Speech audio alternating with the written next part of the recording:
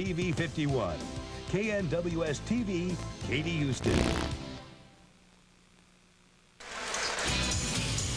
Live today at Three Rivers Stadium in Pittsburgh, the Houston Astros welcome Randy Johnson to their rotation. They go for a sweep of the three-game series from the Pirates. Stay tuned for baseball on 51. The Astros road trip has started off with a big positive, taking 2 straight from the Pirates at Three Rivers. But the big news, the big trade, the big unit. Randy Johnson joins the Astros, and Houston's postseason chances seem even brighter. Today, Johnson will get his first chance to shine as an Astro. It's number 51 as the Astros and Pirates meet on 51.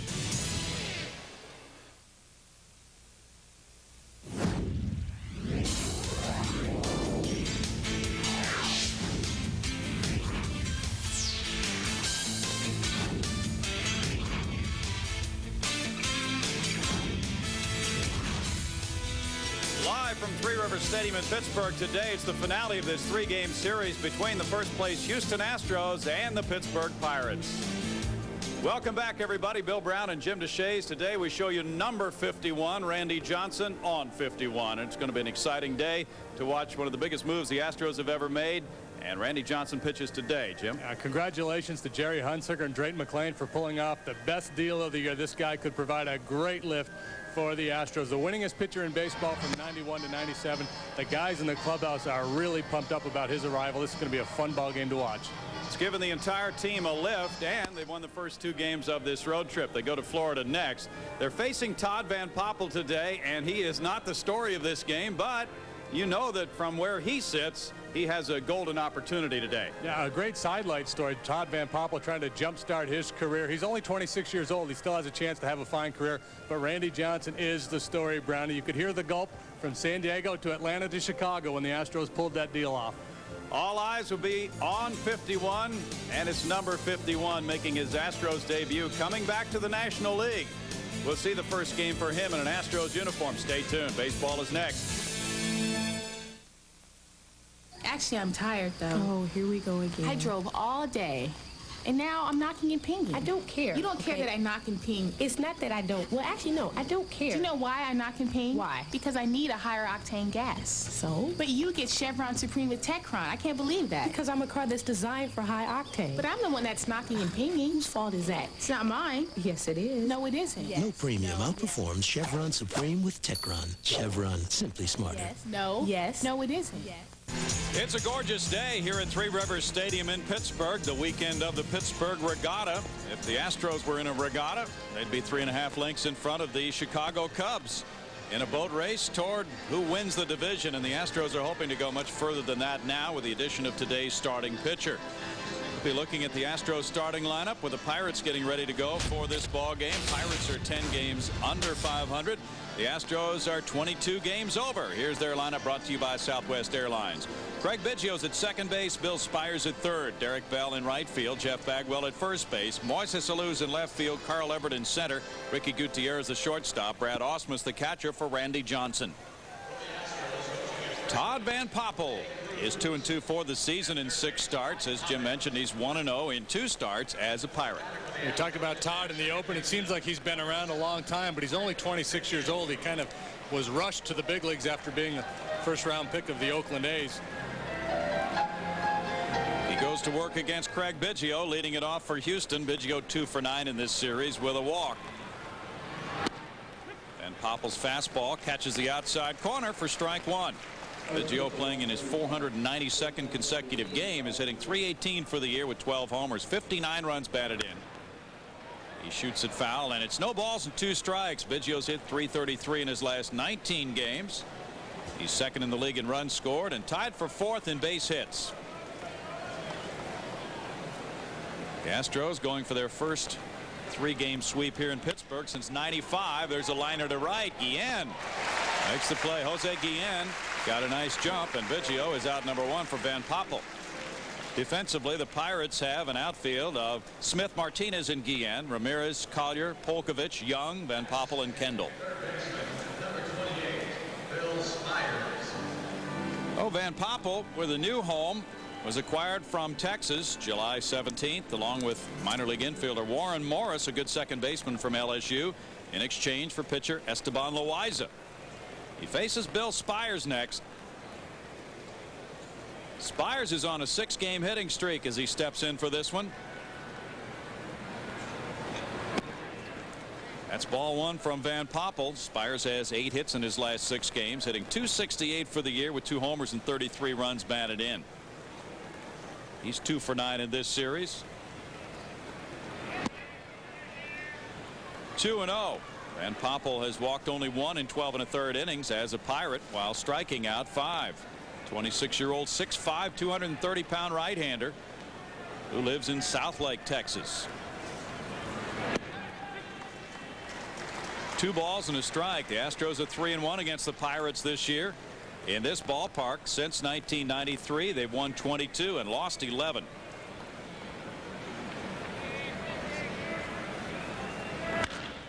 Hammered up the right field line. Fair ball. Spires will get extra bases. He heads for second. Guillen deep in the corner, stumbles. Spires will continue on to third, and the relay throws not in time. Spires hooks the bag with his left hand, and he's in with a 3-base hit.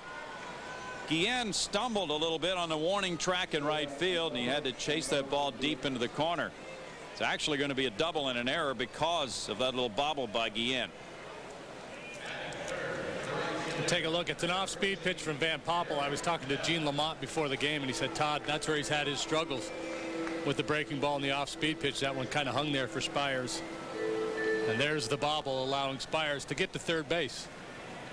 Spires gets his 22nd double. The error is the 9th of the year on Guillen. Spires has a 7-game hitting streak, and Derek Bell's the batter. Bell's late on the fastball. There's strike 1 to Derek, having an outstanding year. And 328, 15 homers, 79 RBIs, his figures for the season. Bell's 3rd in the league in hits with 142, and he's 10th in runs scored. Infield lays back. Big curveball is a strike, and it's 0-2 to Derek. Derek has 2 hits and 3 walks in this series with an RBI. Now his mission is to make contact here and try to get Spires home from third with 1 out. Van Poppel has to think strikeout. In the dirt, blocked by Kendall. 1 ball and 2 strikes. Good 0-2 pitch right there. Don't ever want to leave that breaking ball in the zone when you're ahead in the count. Bell's hit .345 with men in scoring position. That's dropped off since early May. He was sizzling for that first month of the season. 1-2 to Derek.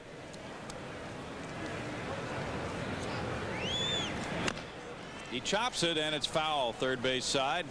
Spires was ready to come in. Count remaining 1 ball and 2 strikes. Pirates starting pitching has been very good. In fact, with a lower ERA for the year than the Astros starting pitching by a little bit. Their starters 42 and 42 with a 3.84 earned run average. Of course, they did trade Loaiza. But they have other solid starters, including John Lieber, who will pitch against the Rockies, who come in next. There's a strikeout, and that's what Van Poppel went for and got for out number 2. They threw him 3 straight breaking balls out of the zone. Finally got Derek to swing and miss at one.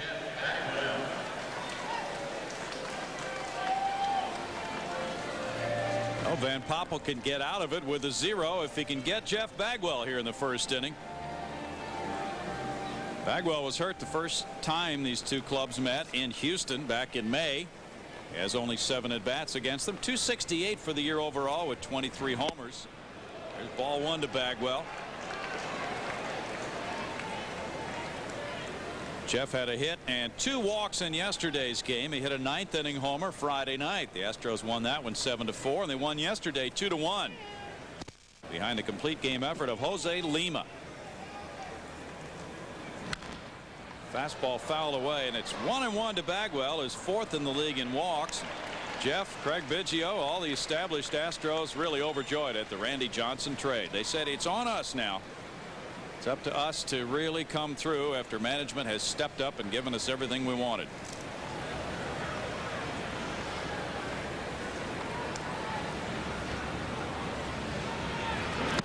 over the head of Bagwell. It's caught by Kendall to save a run. 2 balls and a strike. Sometimes the catcher is unable to spear one that's behind a hitter like this. I guess he is having problems with his breaking ball. You can see he really wrapped his hand in his delivery, never got the ball out in front.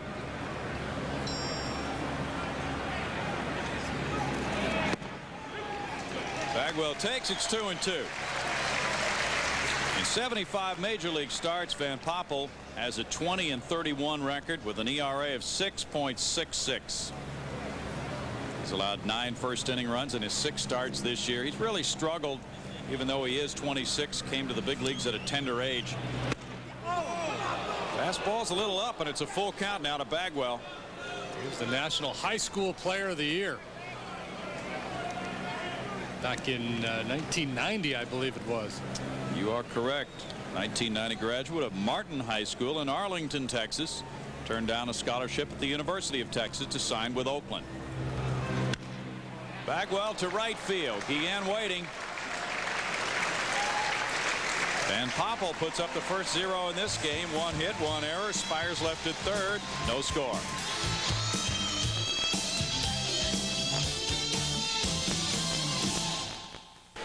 Nothing ball game. The Pirates come up against Randy Johnson. Here is their lineup, brought to you by Southwest Airlines. Kevin Polkovich is the starter at second base. He's followed by the catcher Jason Kendall. Manny Martinez in center field. Kevin Young at first base. Jose Guillen is the right fielder, with Mark Smith in left field. Aramis Ramirez is the third baseman. Lou Collier at shortstop, and Todd Van Poppel is the pitcher for Gene Lamont. Randy Johnson in the American League this year with Seattle was 9-10 with a 4.33 ERA and 6 complete games in 23 starts. His first pitch as an Astro is strike 1, Jim. Throws a 2-seam and a 4-seam fastball. He'll also throw a couple different sliders. Also features a straight change. 0-2. Polkovich, a 199 hitter, has just 5 hits in his last 35 at bats. And Randy Johnson, truly one of the dominant pitchers in the major leagues right now, Jim. Yeah, look at the numbers. 213 strikeouts, was leading the American League when the deal was done. Fly ball left center. Alou over. There's 1 out for Randy, who held a press conference at the Astros Hotel here in Pittsburgh last night. He was quite tired after flying from Seattle.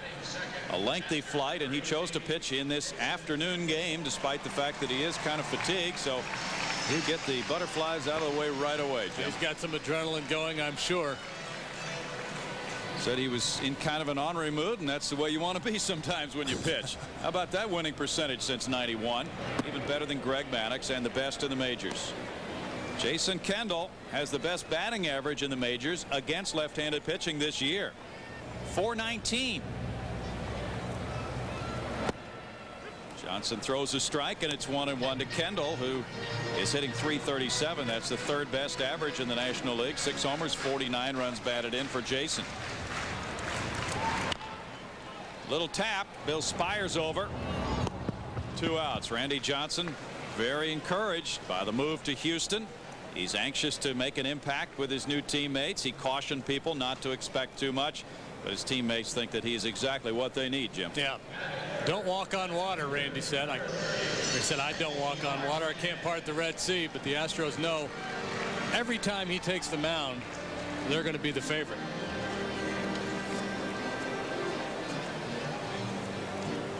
Manny Martinez is the batter now. Part-time player, usually plays against southpaws. A 27-year-old outfielder with a .287 average, 4 homers and 14 runs batted in. He's had 87 at bats. Good cut there by Martinez, and it's strike 1. He's 1 for 4 in this series. Drove in 2 runs in Friday night's game.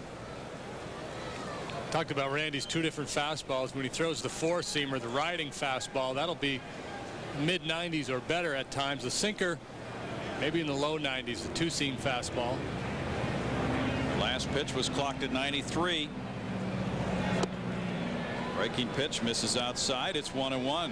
And he'll throw his slider to both sides of the plate. He rarely faces a left-handed hitter. Most managers stack the lineups with righties. So he'll throw that slider down under the hands, and then he'll also backdoor it.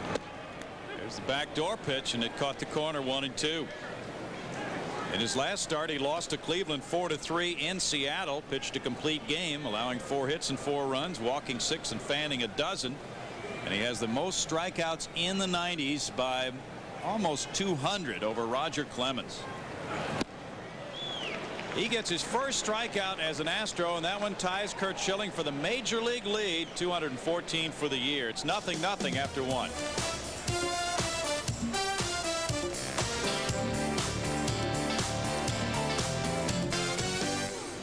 0-0 game after 1. Astros fans, here's your chance to win $1,000 instantly. Call 713-HOUSTON during the first 2 innings of today's game. Enter the access code BALL and have your driver's license handy. Pick an Astros player to hit a home run in the 3rd inning. If we select your name, you win tickets to see John Fogerty live in concert August 3rd. And if the Astro you chose hits a home run, you win $1,000. There's ball 1 to Moises Alou, leading it off here in the 2nd against Todd Van Poppel. Moises hits the fastball to right field. Jose Guillen drifting over a few steps toward the line. Alou retired. There's 1 out for Van Poppel, who last time out pitched respectably, considering the fact that it was at Coors Field. Pirates won in 13 innings, 8-7. He went 6 innings, allowing 8 hits and 4 runs, and he left with a 7-4 lead. So Van Poppel actually has been something of a surprise, because he's a guy who struggled throughout his major league career, Jim. Yeah, he's 22-35 with a high ERA for his career. Great expectations for Todd when he first got started. And as I said, he got rushed and kind of went backwards. That's ball 1 to Carl Everett on a 3-game hitting streak. Everett's had a very good series, going 4 for 9 with 2 runs batted in. 2 balls and no strikes. Van Poppel truly was rushed. Everett, a .321 hitter, has 11 homers, 59 RBIs. Oakland got him right to the big leagues. 2 balls and a strike, and then he needed some regrouping time because he had been offered that scholarship to UT. Some clubs shied away from drafting him, but Oakland went ahead and took him and signed him. Foul back, and it's 2 balls, 2 strikes to Carl Everett. Memory serves me right. Todd made it be known that he was going to go to college, so I think he put out the vibes, don't draft me. Yes, he did. Because Atlanta had the first pick in the draft, and they chose Chipper Jones instead. That worked out pretty well. It certainly did. Real good guy, Brownie. I was with the A's spring training in '92, and Todd was there. Just a real good guy. One of those guys that so many bad things have happened to him, you really pull for him. Fly ball left. Mark Smith is back. Everett retired, 2 outs. Van Poppel cruising right along. Ricky Gutierrez will be next. Well, considering the fact that Loaiza was given up and he was one of the Pirate mainstays, Warren Morris, a highly regarded second baseman, seemed to be the key to the deal, but Van Poppel has been given this opportunity to move right into the rotation and produce, and so far he's doing fairly well. Gutierrez to right center. Van Poppel has made it an easy first 2 innings, and it's 0-0 after 1.5.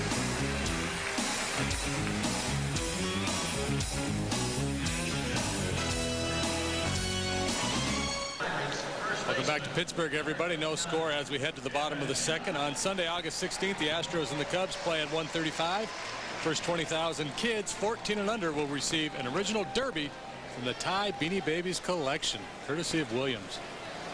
Huge homestand coming up starting Friday night with the Phillies, and the Cubs are on the tail end of that. Those are all big games. Randy Johnson gets a foul ball from Kevin Young. There's strike 1 in the last of the 2nd inning. So the big unit had a 1-2-3 first in his Houston debut. Todd Van Poppel is pitching well against him, and he's facing a hot hitter in Kevin Young.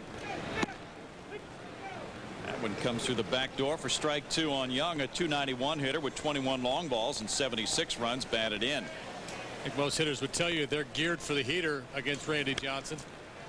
And when he starts dropping that backdoor slider over the outside corner, he can be really tough.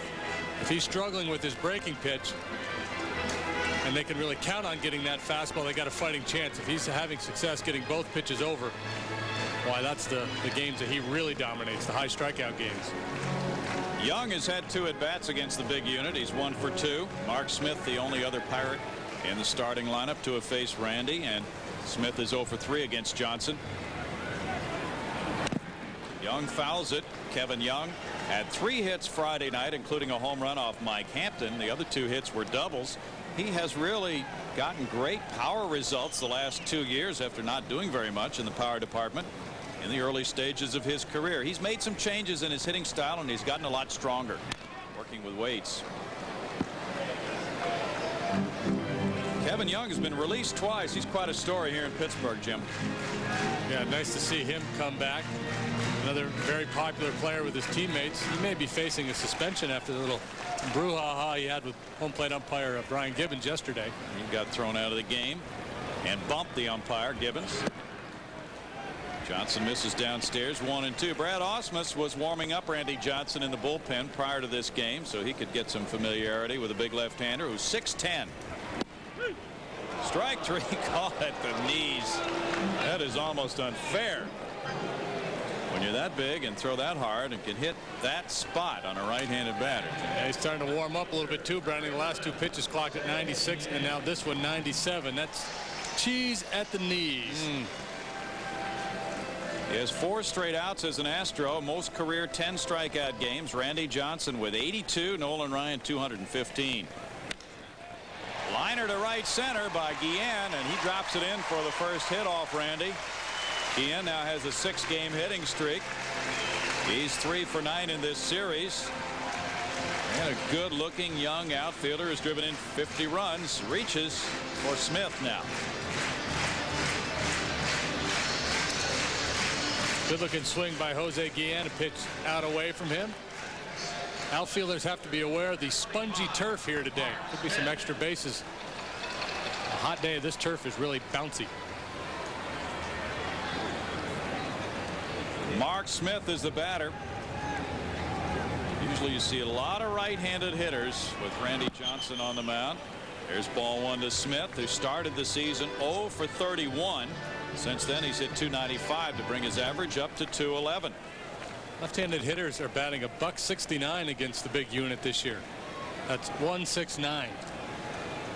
And you know the left-handers he faces are probably the best ones in the game. Yeah. Yeah, because the ordinary left-handed hitters don't even play when he pitches. 2 balls and no strikes. Randy Johnson made his major league debut as a member of the Montreal Expos against the Pirates back in September of '88. And he won that game 9-4, giving up 2 runs in 5 innings. Looper to right. Derek Bell over toward the line. 2 outs. Guillen back to first. Johnson had a terrible start this season. There were reports that the Mariners did not offer him a contract over the winter, and he began his free agent year in kind of a funk. It appeared the numbers were very bad. In fact, in March and April he was 1-1 with an ERA of 6.12, but in the last month of July he's gone 2-3 with an ERA of 3. Ramos Ramirez is the batter. Ramirez a .229 hitter with 5 home runs. That's strike 1 to the good-looking young third baseman. At the press conference last night, Randy Johnson described his season as a roller coaster, and I guess that would be accurate. A lot of stuff going on mentally out there, though, in Seattle. Tough environment for him to pitch under with all the speculation and constant talk about the deal. Not to mention a bullpen that never bails you out either.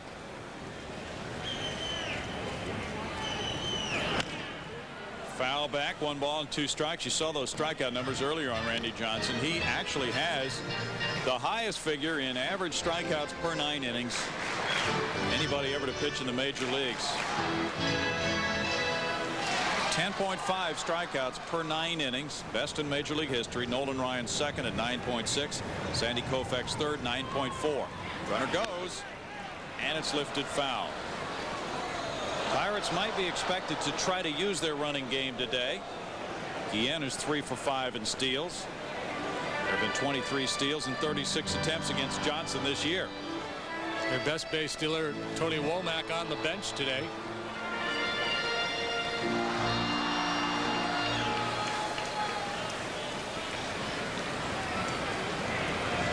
Montreal leads San Diego 1-0 after 2. That pitch is ball 2. Ramirez was ready to head for the dugout. Ramirez might have argued that one. Kid me, I'm out. Don't make me stand in there again. Yeah. This is the backdoor slider. He might not have gotten the call because Brad was set up inside. He actually missed his spot. Bagwell goes up to catch that high throw.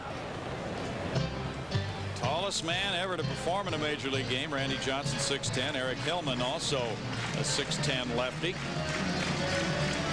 And by the time he releases the ball, the hitter feels like it's coming from about 40 feet in front of him. There's a strikeout, number 3 for Johnson. No runs, a hit, and a man left, and after 2 it's 0-0.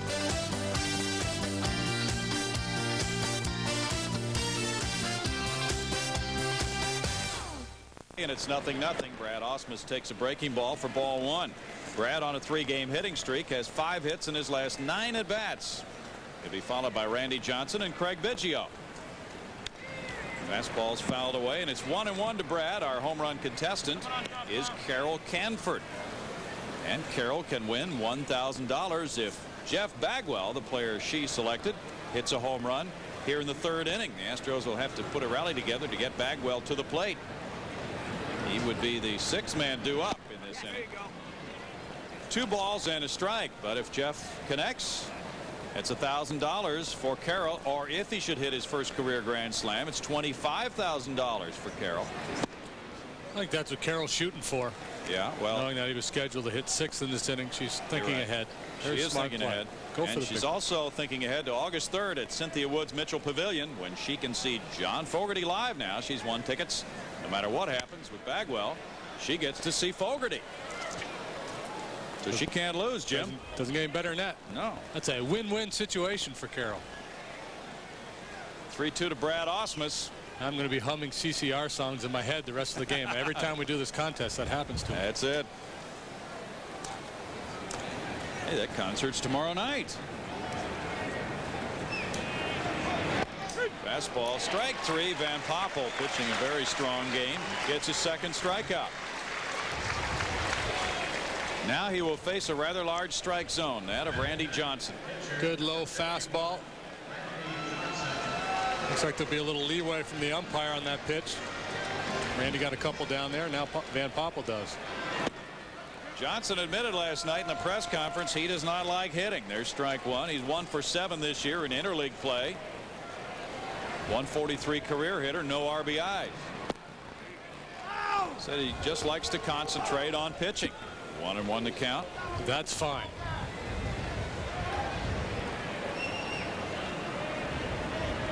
He said his hit that he got this year was a joke. Pops it up. Kevin Young in. 2 outs for Van Poppel, who's allowed only a double by Spires in the 1st.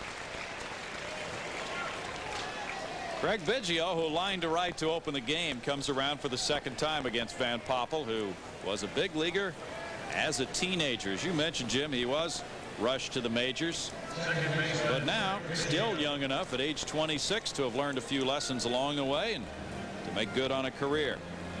Doesn't have the overpowering arm that he once had, but he still has a good enough fastball that he could pitch at this level. You're right. There's plenty of guys who first get to the big leagues at 25 or 26 and go on to have nice careers. He became only the 4th teenager to start a game for Oakland. Ball 1 to Biggio. That was back in '91.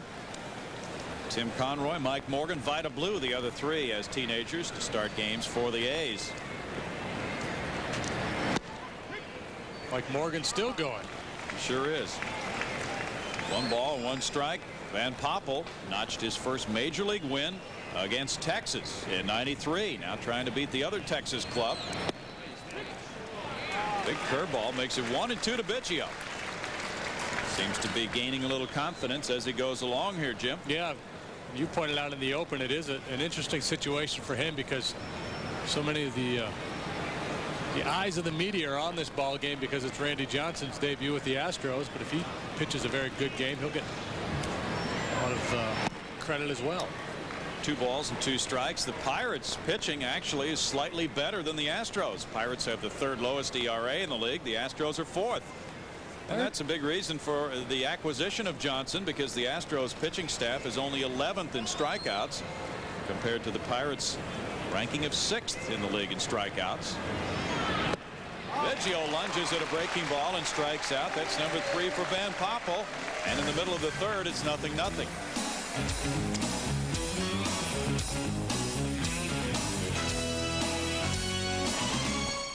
0-0 ball game. Bottom of the third opens up from Three Rivers Stadium in Pittsburgh with Lou Collier the batter. He's on a 4-game hitting streak. Check swing looper goes foul, and that's strike 1 to Collier. Randy Johnson has allowed only a 1-out single in the second to Jose Guillen. Randy Johnson was traded by Montreal to Seattle in that stretch drive deal for Mark Langston, among others. 133 career wins for the big unit, 78 losses. Broken bat, liner to short, and Gutierrez goes to his knees for out number 1. Friday, August 7th, Astros play the Phillies. It's a 7:05 start. First 10,000 kiddos, 14 and under, will receive a backpack, as the one picture there on your screen. Nice looking backpack for back to school week. Good friends at Coca-Cola and Albertsons providing that. Van Poppel is 1 for 5 at the plate. He bounces one high. Biggio hurrying in, and it gets over him and out into right center field. Van Poppel with a chopping hit. Hit number 2 of the day for the Bucks. Biggio realized he had to get there and get to that ball before it took the high hop, but he just couldn't travel that distance required. We talked about the spongy hot turf here in Pittsburgh. Biggio had to come hard on it. Probably figuring if he lays back and tries to play that big hop, no chance to get Van Poppel, and I believe he was right. Yes, he was. And now Todd can go home this winter and tell everybody he got to knock off the big unit. You're right. Well, he has a right to brag about it. They won't remember how the hit looked, probably. He doesn't have to describe it. No. Just have the box score in his back pocket. Kevin Polkovich is next. Ball 1 to Polkovich, who is quite a story himself. And Polkovich this year hitting under 200, but last year he caused the Astros all sorts of problems and made a nice debut in the National League. 2 balls and no strikes to Kevin, an occasional starter. Sometimes it's short. Today at second base. As Jim mentioned, Tony Womack is on the bench. Womack is a left-handed hitter. I bet you Tony wasn't arguing to be put in there either. 3-0 to Polkovich, who hit .273 last season for 245 at bats. He had a hit and an RBI Friday night. Drove in 2 runs in a start in Houston in May. 3-1 now to Kevin, who a year ago in spring training was not invited to Major League camp, was stocking shelves to earn some extra money as he worked in minor league camp. And now he walks to make it first and second and 1 out for Jason Kendall.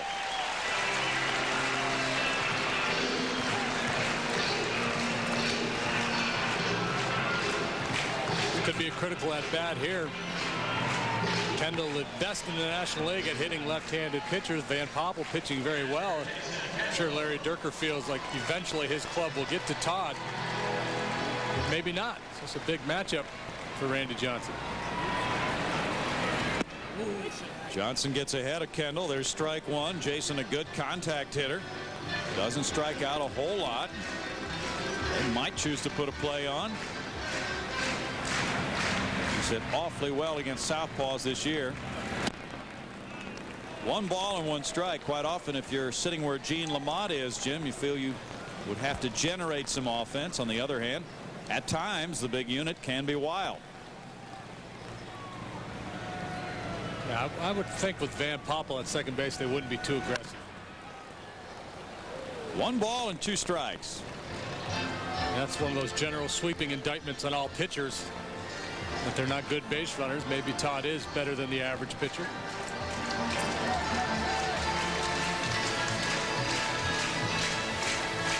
Manny Martinez on deck. I didn't realize the big unit had a basketball scholarship too when he went to USC. Yeah, until we read that today. Didn't know that. Oh! Fly ball right center. Everett over for the grab. Van Poppel will hold at second base. 2 outs. St. Louis and Atlanta are tied 1-1, middle of the 4th inning. Cubs haven't started yet. They're at home against Colorado. The Rockies come in here next. The Astros go to Florida next. To make room for Randy Johnson on the Astros roster, J.R. Phillips has been designated for assignment, which gives the Astros 10 days to decide what to do with him. Larry Dierker has Sean Bergman scheduled to start tomorrow night in Florida against Andy Larkin. And then Tuesday night, Shane Reynolds goes against Levon Hernandez in a rematch of that Astrodome game a few days ago. Wednesday night, it's Mike Hampton and Jesus Sanchez. That's an afternoon game, actually, Wednesday. Yes, it is. Well, the Astros get home a little earlier, and then Thursday they have a day off for the Wives Gala in the Astrodome. So we don't know yet about the rotation for the weekend. Randy Johnson will be pitching sometime this weekend against the Philadelphia Phillies. 0-1 to Manny Martinez. Strike outside, and it's 0-2. One of those pitches you turn back to the umpire and say, you hit it. I would imagine the atmosphere in the Astrodome next homestand is going to be pretty rowdy. That's what we understand. We understand the man on the street's very excited about that in Houston these days. No balls and 2 strikes. A lot of the TV crews are here from Houston to cover this game today and the trade, and they were at the news conference last night. People like Bob Allen and Steve Mark Berman. We know John Granato would be here, but he has a show to do after this game. Gifford's here too. Giff Nielsen inside, and it's 1 ball and 2 strikes. It's quite a day in Houston sports history. Should have sent the weather people up here to report on the heat this guy's throwing. 98 miles an hour right there. Pretty good tradition of fireballers with the Astros, with Ryan and Scott and Richard. Now you can throw the big unit's name into that list. Larry Dierker. Soft fly ball. Bagwell over into foul ground. And out of his reach. Still a ball and 2 strikes. Johnson has already pitched 13 starts out of his 23 in double figures in strikeouts this year. He's had 2 15 strikeout games. And he had back-to-back shutouts July 11th and 16th against Anaheim and Minnesota. A 2-0 win and a 3-0 win. A 3-0 win over Minnesota was a 1-hitter. 1-2 with 2 outs and 2 on in the 3rd. Foul back. Still a ball and 2 strikes to Young. To Martinez, rather. Young on deck.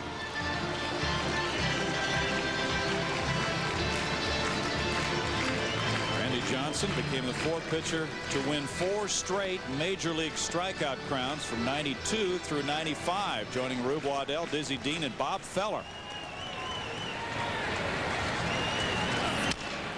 Up the middle, Biggio will get it to second and get the force on a very nice play. The ball wasn't hit hard, but Biggio with a sure-handed play to the backhand side gets the force. And it's no runs a hit and 2 men left. 0-0. 0-0 game after 3 here at Three Rivers in Pittsburgh. And here's our trivia question, brought to you by your Houston area Ford dealers, who are the only brothers to be inducted into the Baseball Hall of Fame. Well, we just saw the Florida Marlins. They have a player named John Wehner, W-E-H-N-E-R. He's a native of Pittsburgh. There were a couple of brothers named Wehner, but their name wasn't spelled that way. It was W-A-N-E-R. Lloyd and Paul, Big Poison and Little Poison. So do you want to make that our guess? Yeah. Okay. Todd Van Poppel in a 0-0 game will go to Spires, Bell, and Bagwell here in the 4th inning. So many great players through the long tradition of the Pittsburgh Pirates, and we've seen some drawings of that new stadium.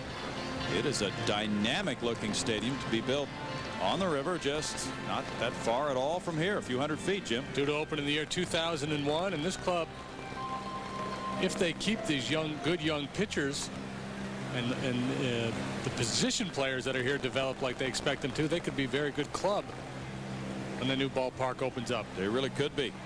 Bill Spires doubled to right and continued to third on an error. There's strike one. He has the only hit as the only Houston base runner against Van Poppel. Francisco Cordova, Jason Schmidt, John Lieber, all three good-looking right-handers and all young. Spires to right with some good lift on this liner, and it will be off the wall. Spires heads to second. The arm of Guillen. Whoa, what a throw on the fly. And Spires was hustling all the way to make it a double. Otherwise, Guillen would have gunned down his 13th runner this year. You take nothing for granted when you're running on that kid's arm. He is amazing, isn't he? Spires gets his second double, 23rd of the year. Yeah, just watch and enjoy this kid. He has got a cannon. Right on the bag. It's a great view of it. Derek Bell's the batter. He struck out in the first inning. He's strike one. Spires was at third when Derek batted with one out. Now he's trying to at least advance him if he can't drive him in. Bagwell's on deck.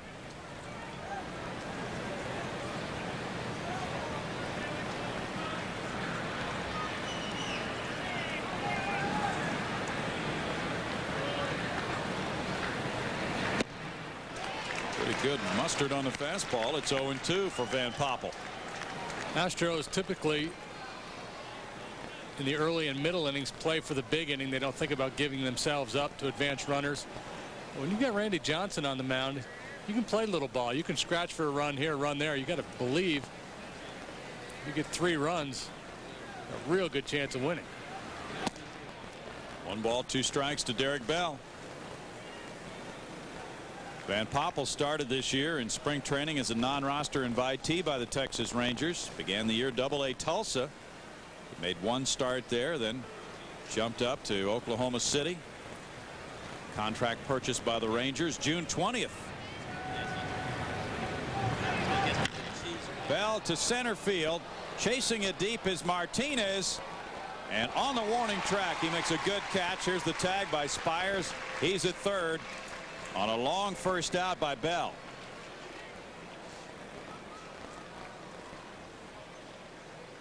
Mike Cubbage welcomes Bill Spires for the second time, and Jeff Bagwell will try to get him home. He flied to right in the first. Infielders come in. Earlier in the game, when the Astros had this situation in the first inning, they kept the infield back. But now in the fourth, watching Randy Johnson pitch for a few innings, Gene Lamont's going to be a little stingy. Strike one to Bagwell. Van Poppel in a 0-0 game against Randy Johnson, pitching very well. He calls out his catcher Jason Kendall. His first win of this year came in interleague play. He was working for the Rangers, and he beat Arizona on the road. That was his first big league win since August of '96.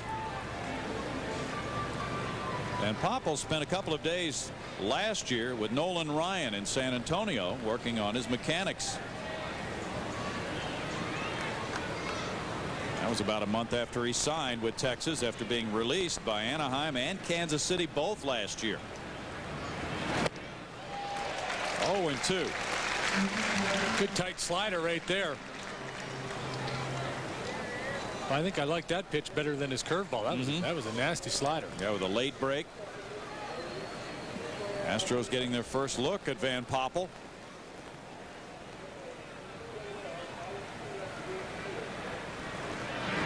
Bagwell fouls it, and it's still 0-2. Billy Wagner made a start last night for Double-A Jackson, beginning his rehab assignment from the injury. And he struck out the side, pitching 1 inning, throwing 15 pitches to get those 3 strikeouts. Whack, whack, whack. Yeah. And Billy is due to make 2 more outings back-to-back and then rejoin the Astros Friday night for the opener of that homestand against the Phillies. He'll have today off. Bagwell line drive hit into center field. Spires scores to make it 1-0 Houston. Bagwell on the 0-2 pitch rifled one for RBI number 69. Come on, Billy.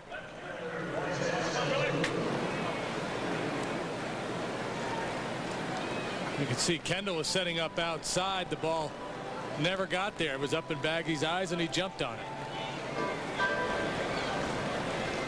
Spires, after his second double, comes home to score. It's 1-0. Moises Alou bats. He flied to right in the second inning. Bagwell back on the throw by Van Poppel. The Astros lead the league in steals with 114. Bagwell has 16 of those himself. Jason Kendall has thrown out 38% of those trying to steal against him this year. Carl Everett's on deck. We're in the fourth. Alou leans back, and it's ball one to Mo. What a year he's having with 93 runs batted in. He's hit 5 homers in his last 11 games. And he really was all smiles, along with the other Astros position players, to greet the news of Randy Johnson being acquired in that trade. 2 balls and no strikes. Bagwell said before the game, Jim, it takes the pressure off everybody on the club. Well, I think they just feel like they've got obviously a heck of a weapon, and it's going to make their task a little bit easier. But he also made the point that we can't get giddy. We still have to go out and win. We have to realize we're in a pretty good pennant race here with the Cubs. Absolutely. Cubbies are playing outstanding baseball.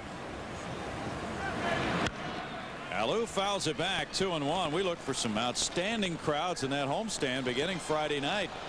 Phillies, Milwaukee, and the Cubs, all teams in contention for a wild card spot at this time, and the Cubs certainly in contention for the division. I would think baseball fever would really be hitting Houston hard right about now. St. Louis leads Atlanta 2-1 now. Cardinals still batting in the fourth inning. Bobby Witt drove in a run with a double.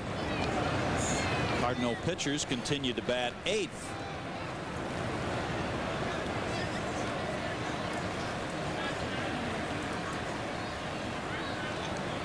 Cardinals made that interesting trade with the Texas Rangers, and the Rangers are pretty well fortified to try to make it an all-Texas World Series this year. Alou goes around, and it's 2-2. Moises, of course, well familiar with what it takes to win a World Series, and he talked about the acquisition of Darren Daulton last year during the stretch drive by the Marlins.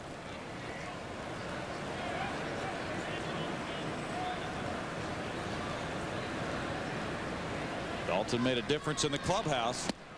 Alou strikes out. 2 out for Van Poppel. What is the answer to that trivia question about the brothers from the same team to go into the Hall of Fame? Paul and Lloyd Wainer of the Pirates. Tremendous hitting clubs for those Pittsburgh teams. 25 world champions. They won in 71 as well. 79. Ball to Everett. In fact, during the Jim Leyland years managing this club, they won division titles in 90, 91, and 92. And Sophie Masloff, the mayor of Pittsburgh in 91, made a push at that time for a new stadium, which was turned down. And the stadium they're going to build is similar to what she had in mind along the river. Maybe she was a little before her time with that idea, but it has since come into reality. 2 balls, no strikes to Everett. Carl's a .362 career hitter against the Bucks. Polkovich flips for the force to Collier. The Astros get a run on 2 hits and leave a man. They're in front 1-0 in the fourth.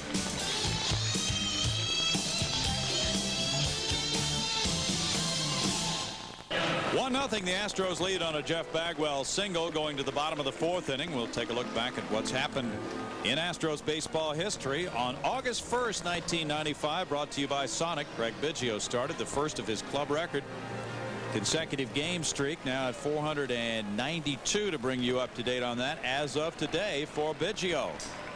Close to that number 500 figure. That'll happen on the next homestand. Randy Johnson throws ball 1 to Kevin Young. Young struck out looking back in the second. Remarkable run of consecutive games for Biggio. 2 balls and no strikes.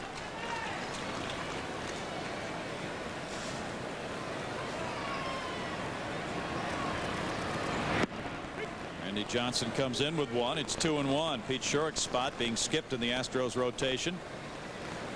Johnson, Bergman, Reynolds, and Hampton the next 4 games for Houston. 2-2. Jerry Hunsaker, we're told, will come to Miami and talk over the Astros pitching rotation with Larry Durker and Vern Rule during the next couple of days. Whoa, what a play by Bill Spires on a liner to his left to Rob Young for the first out. Spires having quite a day today. 2 doubles, a run scored, and now he spears a tough one to his left. This is a great play by Spires. Tremendous reaction. Ball was smoked. Take another peek. There's 1 out. Jose Guillen got the first hit off Randy Johnson. There's ball 1. That play's so big for Johnson because he's protecting a 1-0 lead. Looked like a double into the left field corner by the leadoff man in the inning, Jim. It makes his job a lot easier. Ooh. In the dirt. 1-1 to Guillen. That's the thing. The hitters have to be geared for the heater, so when he throws that slider, almost impossible unless he really hangs it. He's kind of learning these hitters on the fly. He doesn't know much about them.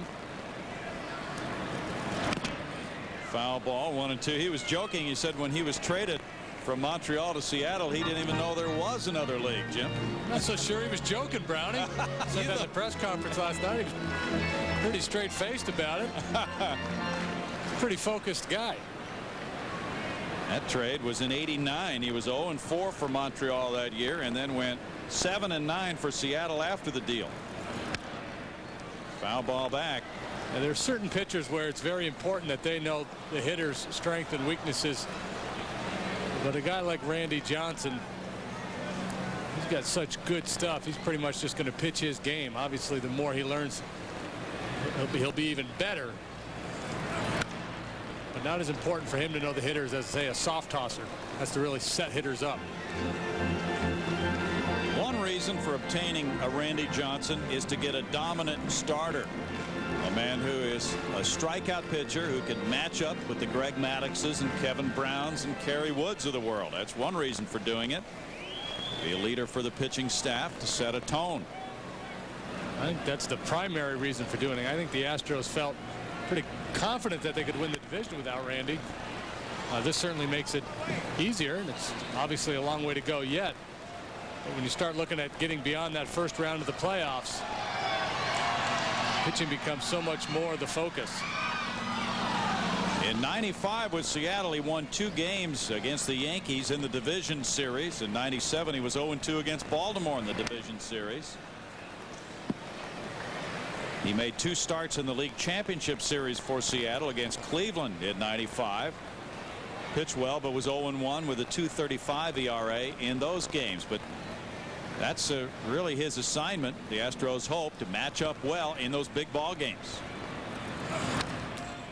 Foul back, still 1-2, because they want to go much further than they did last year. Well, you know, Jerry Hunsaker said it in the newspaper last week when he looked at the club and evaluated what he had on the field. Is that this team is an awfully good club, and you don't get that many chances. And he did not have to trade a player off his big league club to get Johnson for 2 months. The Astros were very careful not to disrupt the chemistry of the team. They did give up good young minor league talent, however. 2 balls and 2 strikes, but the players are really so happy because they want to shrink the timeline here. They want to go for it now. You don't know when you're getting an opportunity to go for it again. Whether free agency, injuries, guys having down years, you don't know when the opportunity will come up again. Hopefully it comes up every year, but that's typically not the case. As for Randy Johnson, he packed yesterday for 2 months in Houston. At some point, his wife and 3 small children will come to Houston. His only memory of being there was being sent down to the minors by Montreal. Swing and a miss, and Guillen strikes out. Strikeout completed on the throw down to Bagwell, and it's number 4 for Johnson.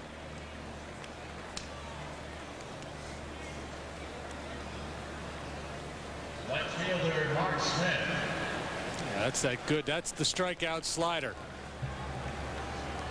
Hitter sees it about thigh high in the middle of the plate when he starts his swing, and it just runs down in the dirt under the hands. And for Randy Johnson, who just got a brief visit from Brad Ausmus, a good little test there for his catcher that Brad can stop that slider in the dirt and get him some strikeouts, and he can have the confidence to throw that pitch low. Brad, typically he'll run down to the bullpen every time he catches and catch the starter for a little while. He might have taken a few extras from Randy. He's down there the whole time. There's ball 1 from Smith. It's an important time, as you indicated. Johnson switching leagues, not being that familiar with the hitters, but with his power style, he is not the scientific, precise type of pitcher who really has to know nuances about hitters, is he? No, I think he's a stuff guy. He's got a great fastball, a great slider, and he commands them well.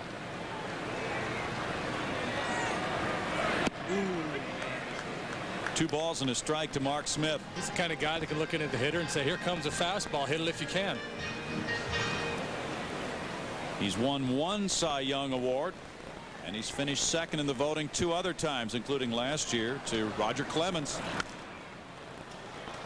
2 balls and 2 strikes.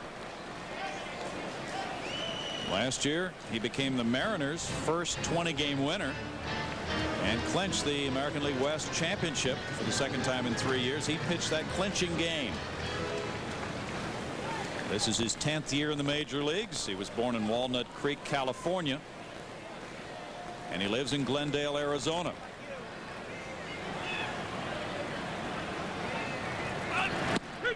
Strike 3 call. That's number 5. After 4, it's 1-0 Houston.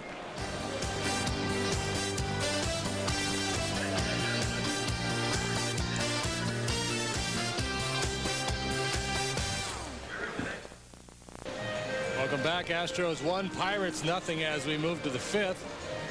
Next Saturday, the 8th, the Astros play the Phillies. It's a 7:05 start. First 15,000 kids 14 and under will receive a Jeff Bagwell growth chart poster from Exxon. 713-6 Astros, the number to call.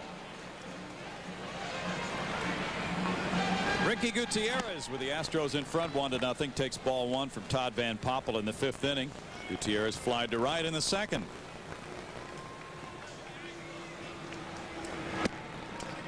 Two 2-0 to Gutierrez. Ausmus and Randy Johnson to follow here in the Astros 5th.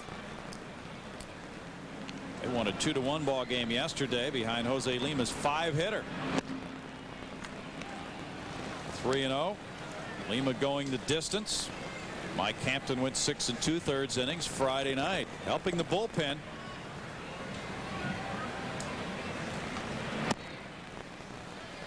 Gutierrez walks on 4 straight, leading it off here in the 5th. That's the other thing Randy Johnson will do for you too, is he'll pitch a ton of innings. He's got 6 complete games already this year. Now he does so many things for the staff. There are a lot of positives. Brad Ausmus was caught looking on a 3-2 count in the 3rd. Astros trying to sweep a 3-game series for the 5th time this year. They have 2 sweeps of 3-game road series so far, at Montreal and at Detroit. Pitch out, and Gutierrez staying at first on ball 1.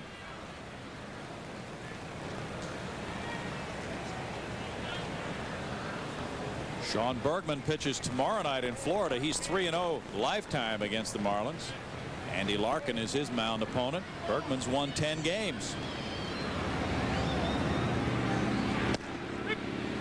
The unfortunate thing is that somebody's going to have to come out of the starting rotation, and everybody's done a pretty good job. Everybody's done what they've been asked to do and more. But when you're going for it, that's what happens.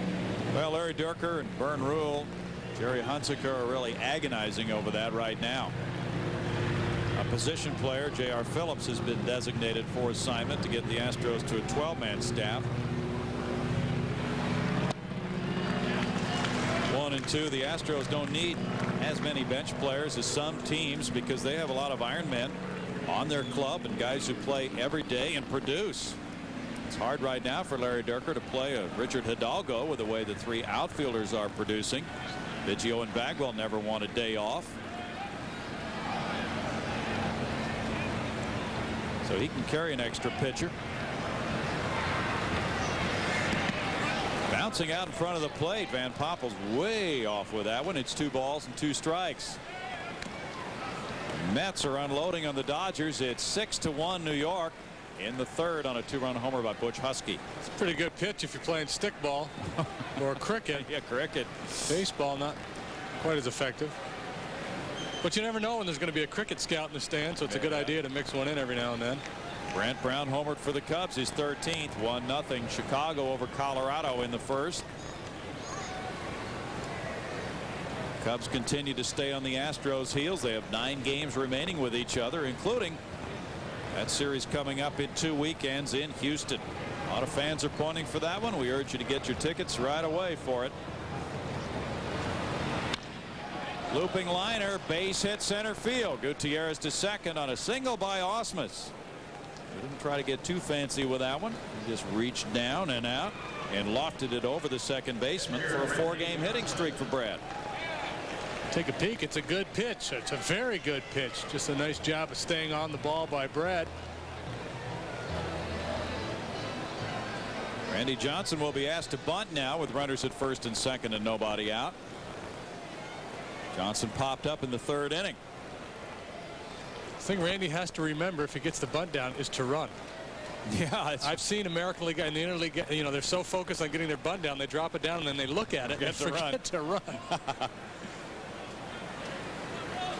They're probably admiring it. They're so happy just to get a bunt down because a lot of the American League pitchers really are worried about not being able to execute in a situation like this. Yeah, this is tough. He has not practiced this, I would imagine, very much all year, maybe a little bit before the interleague games. He squares all the way around. Most guys don't do that anymore. Most guys just pivot. The only other guy, Greg Maddux, squares all the way around. Brings that back leg even. Ramirez came over to talk with Van Poppel. They have a forced play at 3rd. 1 ball and 1 strike. That's a big strike zone for Todd Van Poppel to shoot for. 6 feet 10 inches of Randy Johnson. Imagine Randy was told his primary job as a hitter is don't get hurt.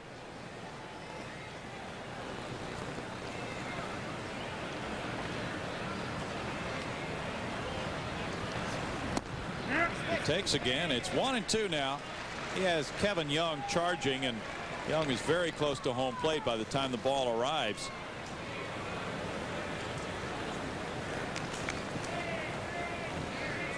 Well, the plan is for Randy to just pitch for Houston for 2 months and worry about next year's contract later.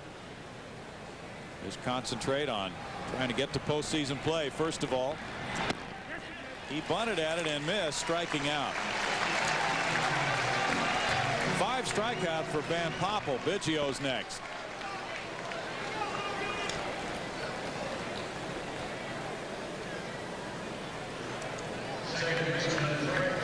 Biggio's line to right and struck out.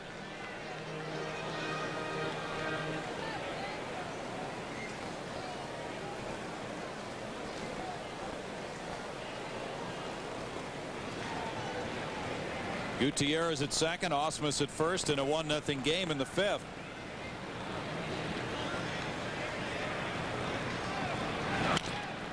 Double play ball. Polkovich gets it to Collier. Throw to first in the dirt. They don't turn to. And Gutierrez goes to 3rd. Look made to order, but Collier had a low throw for Kevin Young, and Biggio beats the wrap.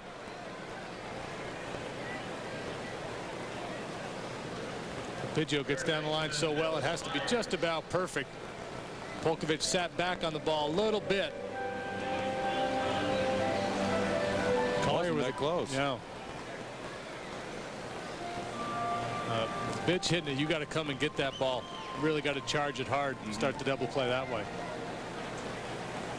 The Pirates are not happy with their defensive play this year. They feel they have missed the opportunities to make a lot of plays they should have made. Bill Spires follows. He's 2 for 2, both doubles into the right field corner. Aramis Ramirez even with the bag at third, and Biggio takes his lead now. That's ball 1 to Spires. The Pirates have some of the top prospects of any organization, including Chris Benson, a right-hander who was the #1 overall choice in the draft a couple of years ago. Benson's at AAA this year. He could be a part of their rotation next season. It's a kid out of Clemson, isn't it? Yes.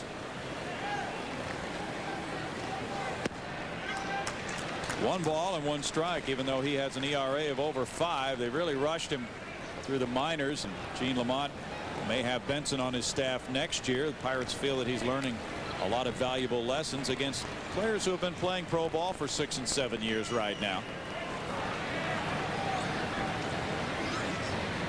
They also have Chad Hermanson, who's an outfielder. He was the #1 choice, and he might be ready next year. 2 balls and a strike. Incidentally, the Pirates were talking trade right up to the deadline. And apparently the Astros trade with Seattle for Randy Johnson prevented the Pirates from making a deal. They had something in the works, but it was contingent upon Cleveland making a trade with Seattle. And it would have brought Brian Giles to Pittsburgh, according to reports. Giles would have gone to Seattle and then come to Pittsburgh if that trade had gone through. There's an interesting column today. It was carried in the Pittsburgh paper by Tracy Ringlesby of the Rocky Mountain News, one of the fine veteran baseball writers, with stories about the deals that might have been made for Randy Johnson and were not completed, involving the Dodgers, the Yankees, and the Indians. It's 2-2 to Spires. According to Ringlesby, the Dodgers offered Ishmael Valdez, but Randy Johnson didn't depart for Los Angeles for him because Wilton Guerrero, Darren Dreifert, and Ted Lilly were the desires of the Mariners, and Dodgers didn't want to give up Dreifert for Randy Johnson and those 2 others. So that deal didn't happen. The Yankees didn't want to give up Ramiro Mendoza. According to Ringlesby, they were willing to give up Hideki Irabu, Ricky Ledee, and Mike Lowell, but not Mendoza.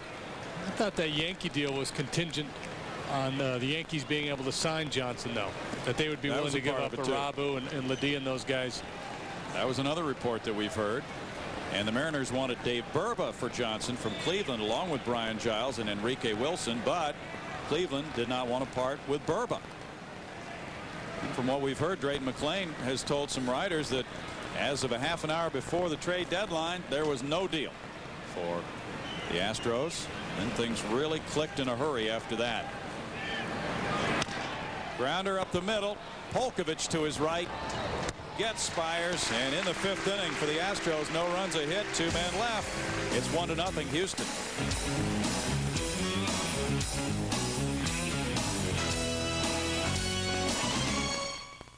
Gorgeous day in Pittsburgh. Randy Johnson has a 1-0 lead for the Astros. He's allowed 2 hits. The Astros have collected 4 hits off Todd Van Poppel. Aramis Ramirez takes it. It's strike 1 to the rookie third baseman, who struck out in the 2nd inning. We're in the last of the 5th. Ramirez checked in at 2:29 at game time. No balls and 2 strikes. Impressive the way Johnson keeps his slider down to right-handed batters, Jim. Yeah. He's just not a thrower, obviously. You don't get his credentials and his history without knowing how to pitch. Deep drive to left. Alou back and up. It's gone. Aramis Ramirez, it's his 6th home run, and that ties it at 1. It came on an 0-2 pitch.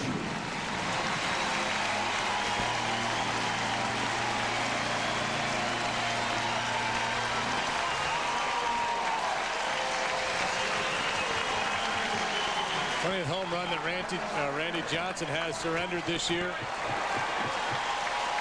Tried to throw his slider down and in, never got it there. Just didn't finish off the pitch and stayed away. And this kid is one of the bright young prospects for the Pirates. Lou Collier looks at ball 1. Pirates are dead last in the league in homers. That's only their 71st of the year, and it ties it. 2 balls and no strikes. Johnson referred to the home runs he's allowed this year. As Jim mentioned, 19 with Seattle in 160 innings. But in the Kingdome, home runs happen quite often. And he does look forward to pitching in the more spacious parks in the National League. That ball was hit well, though. He's been a dome pitcher going from Montreal to Seattle and now Houston. Oh, man, that's nasty. Yeah. 2 balls, 2 strikes. Tad Van Poppel is on deck with Collier batting. Seattle press not at all happy with the deal, Brownie. Yeah, we're hearing some things that they're man. very disappointed. David Segui has ripped the trade. Steve Kelly from the Seattle Times. This wasn't a trade. It was a concession speech. It wasn't a trade. It was a beanball aimed at the temple of every Mariner fan from Portland to Juneau. Wow. Well, of course, the players and David Segui, who had the incident with Randy Johnson, got into a fight with him in the clubhouse about 10 days or so ago. Had that perspective, and players quite often don't think it's a good trade if nobody who can help them in the big leagues right now arrives in the deal, and that's the case. Yeah. But on the other hand, it's very difficult to judge. Now, the Astros can probably judge the results of this trade by November. For the Mariners, it might take years.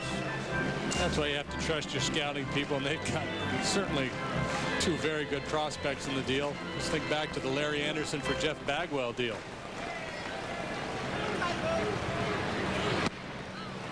Swing, and Collier goes down on strikes for number 6 of the day for Johnson.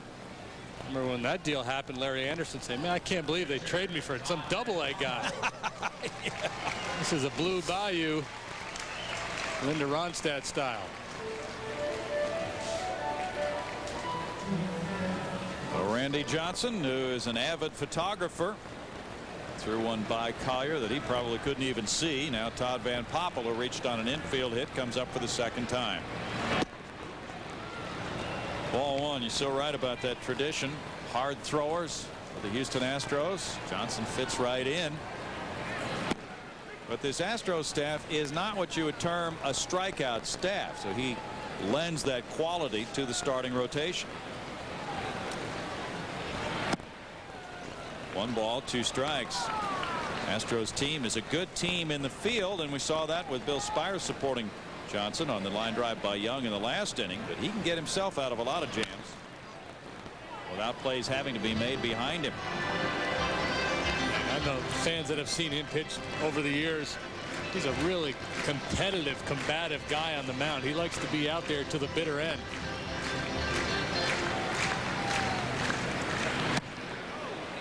Two and 2. Johnson will turn 35 in September, and he's had back surgery in 1996.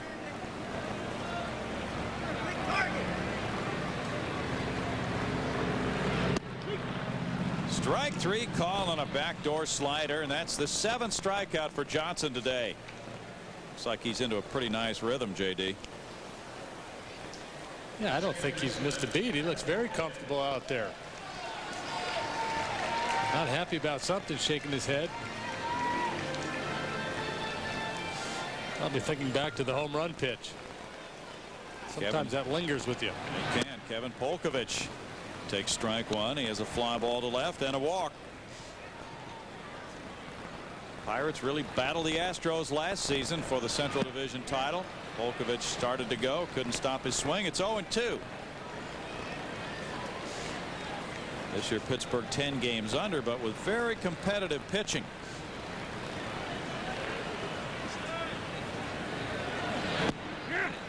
He struck him out, and that is number 8. After the home run by Ramirez, Johnson strikes out the side to make it a 1-1 game after 5.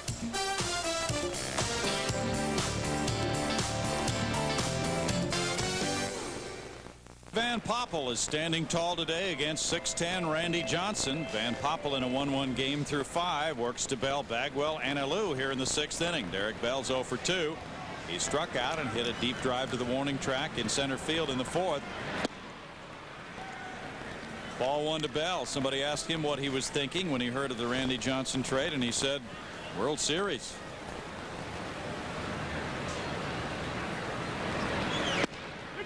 Fastball, and it's a strike to make it 1-1 to Derek. I think the thinking in the clubhouse was that before the trade was done, no matter what playoff scenario they were in, the Astros would be the underdogs. Now that the trade has been done, pretty much an even matchup. 2 balls and a strike. Well, you start to think of all sorts of things now that things have changed with the addition of Johnson to the Astros. The Astros are playing .600 baseball right now. Atlanta's at 658. San Diego's at 645. Backhanded, but not cleanly by Ramirez, and Bell will get on. Ramirez saved a double by getting over into foul ground. The ball was fair when it passed the bag at third. Bell gets a hit, and he leads off the 6th inning with a single. First baseman Jeff Bagwell. Ramirez takes it off the heel of the glove. Infield hit for Derek Bell. That's a tough play. That is a tough play. I don't think he's really smoothed out defensively yet. Jeff Bagwell's the batter. Balk. Yeah, he dropped the baseball when he was going into the stretch, and that is a balk, getting Bell to second base. Second balk of the year for Van Poppel as a Pirate. That's a tough one to swallow. That very seldom happens in a big league game. Yeah, you know, and I still don't see the reason for that. I know it's the rule and it's the right call. To my understanding, the balk rule was put in place to prevent the pitcher from deceiving the base runner. And I'm not quite sure what the deception was there.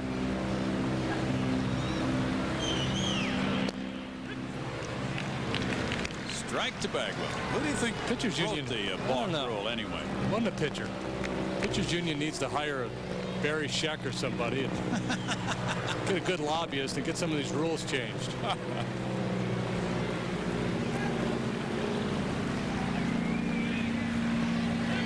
Whoa.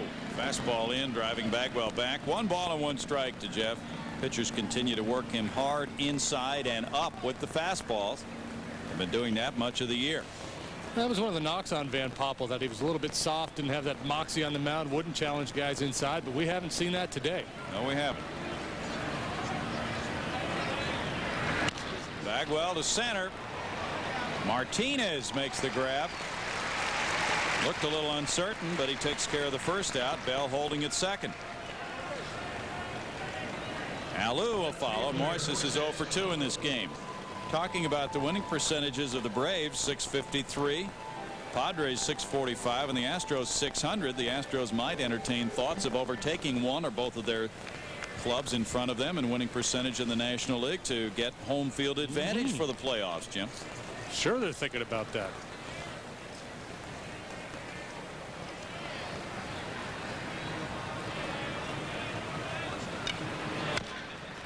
Ground ball goes foul. 0-1. There's risk in any trade.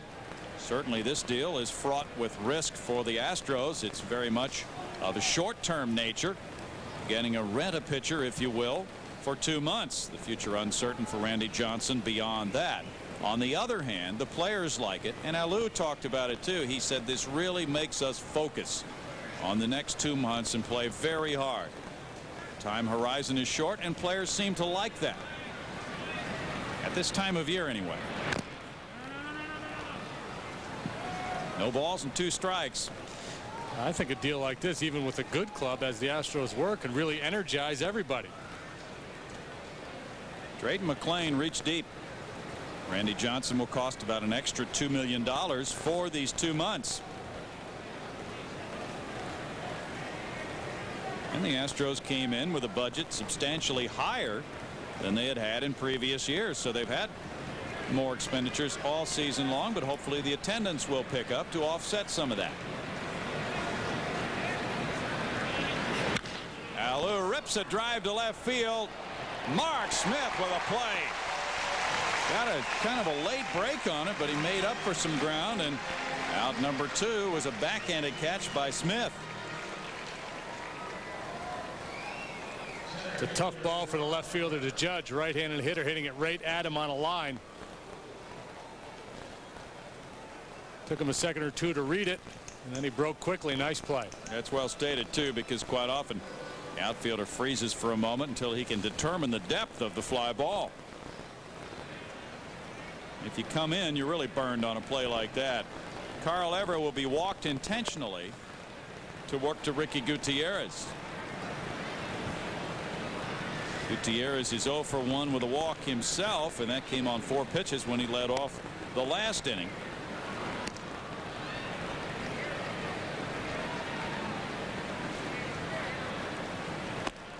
And Popple puts Everett aboard, and that'll set up a force at any base on the infield for Gene Lamont's club. Pirates are 30-28 here at home this year. They've drawn some good crowds, and fans are seeing some progress in many areas for this Pittsburgh ball club. They have a couple of highly sought after left-handers in their bullpen, Jason Christensen and Ricardo Rincon. Teams were trying to get one or both of those left-handers from the Pirates come the trade deadline. Cam Bonifay was very frank. He said if they overpay, we'd be willing to deal them. There's strike one to Ricky. They're not really in a dealing mode here. They're in a building mode. Was it surprising to you that the Braves didn't trade for a closer? Yeah, I heard they made a run at Jeff Montgomery, but the asking price was too high for him. Fly ball to left center by Gutierrez. Martinez for the third out. No runs, a hit, 2 left. It's 1-1 in the middle of the 6th.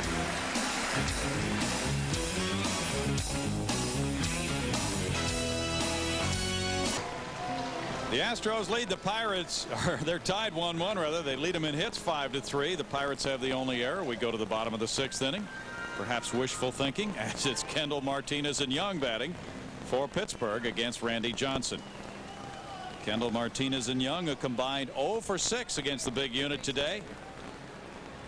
3 hits have come from Ian, Ramirez, and Collier. There's number 4. Kendall is on to make it a 1 for 3 day for him.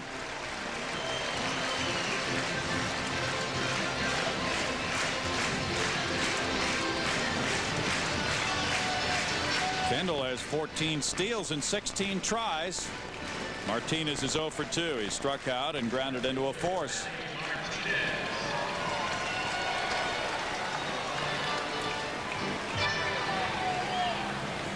Atlanta leads St. Louis 4-2, top of the 6th inning. Kevin Millwood with the lead. John Frascatore in relief for the Cardinals.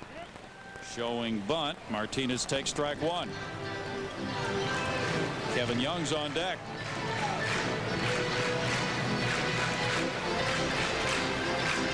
Giants lead the Phillies 8-2, bottom of the 4th inning. Kirk Reeder against Mike Welch.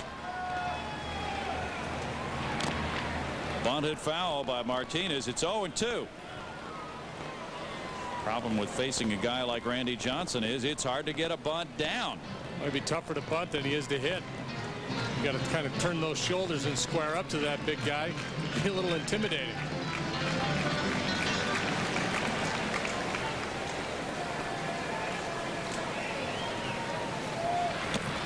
And he goes down on strikes as he swings away. The pitch is down and in. Martinez whiffs for number 9 for Randy Johnson.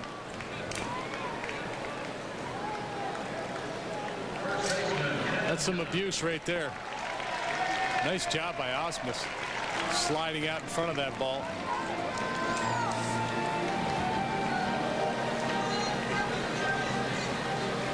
The Astros strikeout high by a pitcher this year is 11 by Jose Lima against the White Sox back on the 2nd of July. That's number 9 for Johnson. Kevin Young's the batter. He's 0 for 2. Ball 1 to Young, who lined into a great diving catch by Bill Spires in the 4th inning.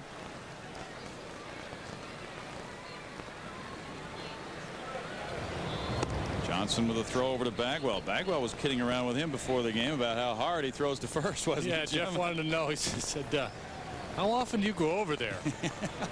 Randy says a fair amount. Do you throw it very hard? There's a shot foul. 1-1.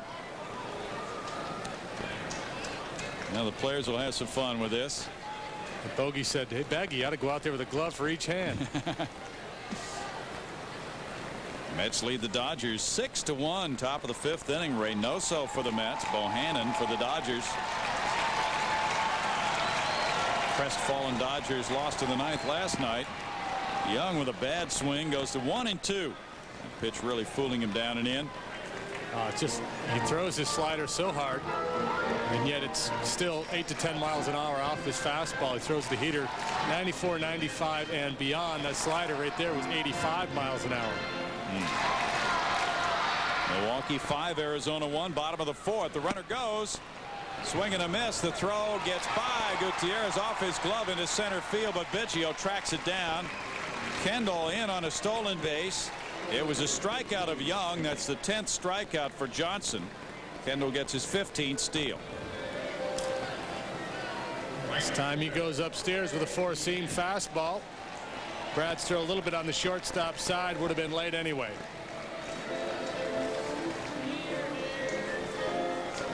Kendall at second now with 2 outs for Jose Guillen. Guillen is 1 for 2. Pirates are second in steals to the Astros. That's their 112th. 2 fewer than Houston. Strike 1 to Guillen. Cubs are leading now 2-0 at home over the Rockies on an RBI triple by Manny Alexander, and that's in the 2nd inning. Estacio against Mark Clark. 0-2 to Guillen. Cincinnati and Florida play late afternoon.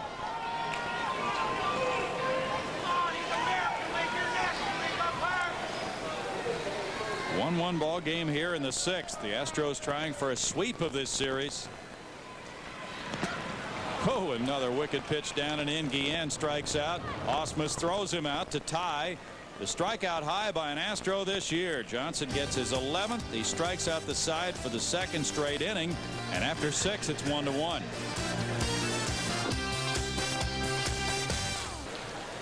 Our game summary today is brought to you by HL&P, more than electricity. Bill Spires 2 for 3. Both of his hits have been doubles. He scored the Astros run in the 4th on a Jeff Bagwell single.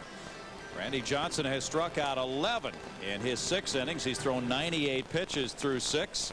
Ramirez hit a homer in the 5th to break up a shutout bid. Van Poppel's thrown 95 pitches, and he too has a fine game going. Moving to the 7th now with a game tied at 1. Brad Ausmus is 1 for 2. Fastball to right field. Guillen backing on it. 1 pitch, 1 out for Van Poppel. Randy Johnson follows. Van Poppel could come to the plate in the bottom of the inning. Pirates are getting a left-hander loose in their bullpen.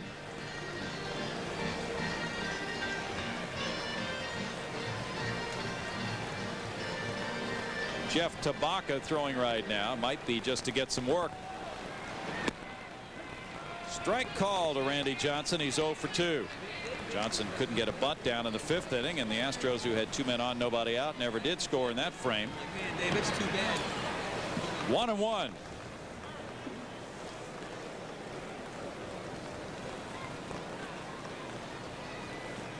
Randy's made 13 starts in a row, pitching at least 6 2/3 innings. Sharp grounder. Collier. 2 outs. That ball pretty good, Brownie. He did. Made solid contact. Yeah, you talk about all the numbers, Randy Johnson, the wins and the strikeouts. Just checking out these notes. From May 6th of 94 to May 14th of 98, he had not lost consecutive decisions in 99 games. Isn't that amazing? That's a stopper. And he did lose consecutive decisions in May of this year. And he has lost consecutive decisions the last 2 starts coming into this one. In fact, he lost 3 in a row back in June. And as he acknowledged last night, it's been a tough year for him. Craig Biggio's 0 for 3. And yet he gets a fresh start now. Quite often that can lead to a turnaround, although it seems the turnaround has already occurred for Randy Johnson prior to this trade, Jim. Yeah, he was pitching well of late. His club has been in the doldrums, his 10 games out in the AL West after being expected to contend strongly. Biggio rolls one to Ramirez. That's an easy 7th inning for Van Poppel. The fans take their stretch here in Pittsburgh, encouraged by their right-hander, who's standing up with a 6'10" lefty in a 1-1 affair.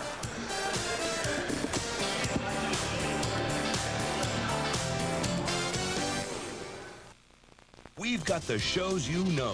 KNWS TV 51, Katie Houston. That's what's been happening elsewhere in the National League today. Cardinals 4, Braves 3 in the 5th inning.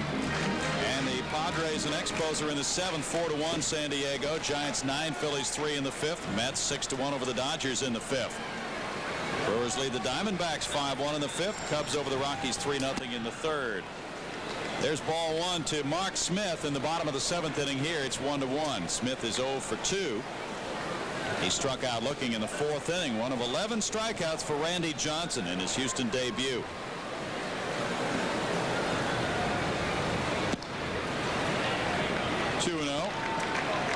He's correcting that score from Atlanta. It's 4-3 Atlanta over St. Louis in the 7th inning.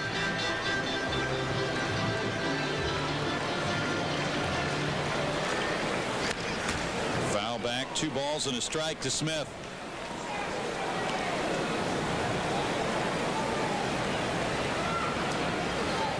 Phillies are coming in over the weekend. We should see Randy Johnson in one of those games, Jim. Yeah, you know, I keep thinking about end up with a Johnson Schilling or a Johnson Kerry Wood matchup. How much fun that would be. You know it would be. Foul ball back, 2-2 the count. The Astros feel they have plenty of time to adjust their rotation if they should go into postseason play. They're not that concerned about where Johnson fit into the rotation as of now, but he preferred to pitch today. This would be his regularly scheduled day to pitch. So Sean Bergman slides back a day. Bergman was originally scheduled to go in this game.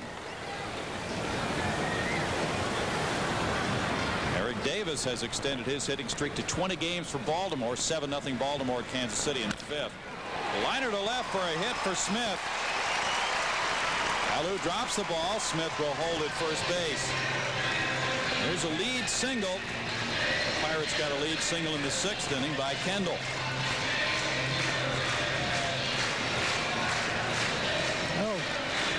Matchup of a couple of former USC Trojans. This time Smith wins the battle. Able to get to a high fastball from Randy Johnson. That's impressive. The leadoff man has reached 3 innings in a row now for the Bucks. Ramirez hit a leadoff homer in the 5th. Now he's bunting and fouling it for strike 1.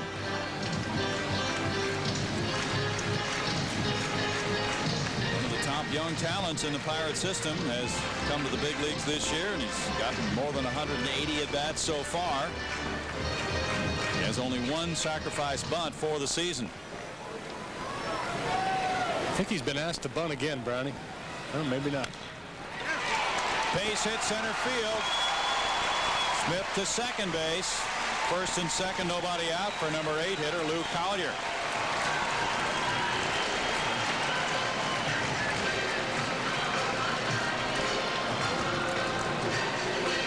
Johnson's thrown just over 100 pitches. Normally he wouldn't be tiring after that kind of a pitch count, but under the circumstances it might be a little different today, Jim. Yeah, hot day, a lot of emotion. Sometimes you can get tired out. The Seattle Mariners put on more air miles than any other team in the major leagues, about 50,000 miles a year in the air. Randy Johnson made mention of that last night. Of course, the Houston travel schedule is not nearly that rigorous. But the Mariners players quite often arrive in the wee small hours of the morning after a long flight back east. And Randy also pointed out last night something that we tend to forget is the human side of this. He's got a wife and 2 kids back in Seattle. He played a long time there. Collier bunts, pops it up. It will go foul as they let it bounce. There were 4 players around that. And it had a lot of spin on it, so Collier will come back with strike 1. It was going to be a good sacrifice if that had been touched in fair territory. It looked like the punt coverage team surrounding the ball getting ready to down it. Look at these guys all get together. Whoa, everybody slam on the brakes. Get away. But, you know, and then people are going to say, well, gee, didn't he demand a trade? But, you know, the professional side of you says, you know, if they're not going to sign me to a long-term deal, it's best to get out of here. But the personal side says it's not easy to leave a place where you've had a lot of success, had a great relationship with the fans and his teammates.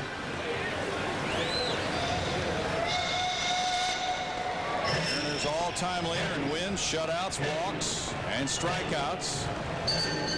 And he's moved back to the National League, and Luke Collier is ready to bat again with an 0-1 count. How many strikeouts he could pile up in a league where there's no DH and the pitcher has to hit? Amazing.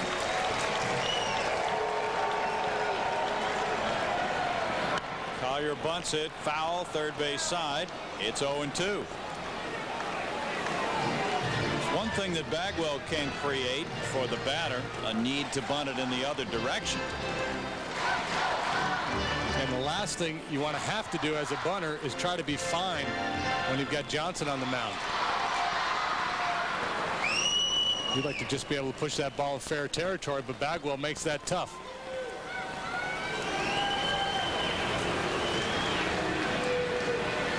No balls and 2 strikes. That last pitch was 93 miles per hour. Collier was hit by the pitch. The bases are loaded for Van Poppel, but he will be taken back for a pinch hitter, Keith Osick, with the bases loaded and nobody out. Hit with an 0-2 pitch after Ramirez homered on an 0-2 pitch in the 5th.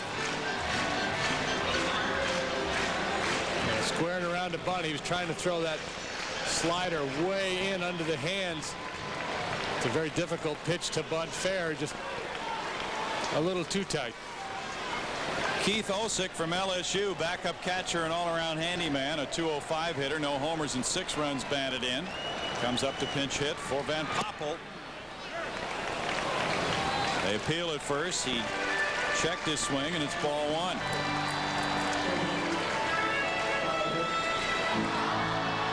Osick as a pinch hitter is 0 for 4.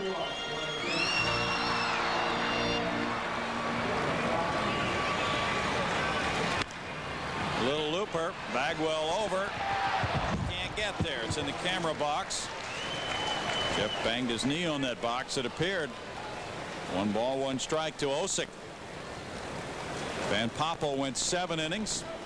He allowed 5 hits and 1 run. He had 2 walks. One of those was intentional and struck out 5. Scott Ellerton's getting loose in the Houston bullpen.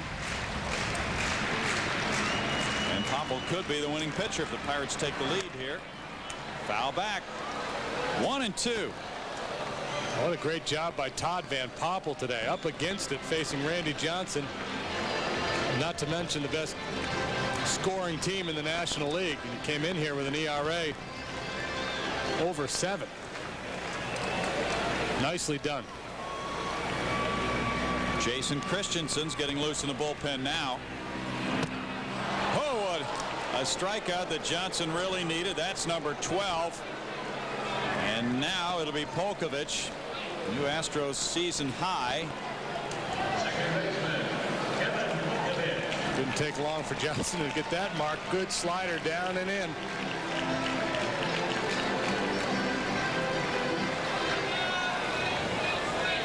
Polkovich is 0 for 2 with a walk. Bagwell and Spires are pulled in at first and third. Double play ball gets the Astros out of this jam.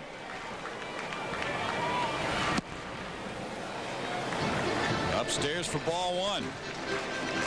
Yesterday the Astros had the bases loaded, nobody out in the 3rd inning against Jason Schmidt, and they did not score. He got Bagwell on a double play ball, now Lou on a fly ball.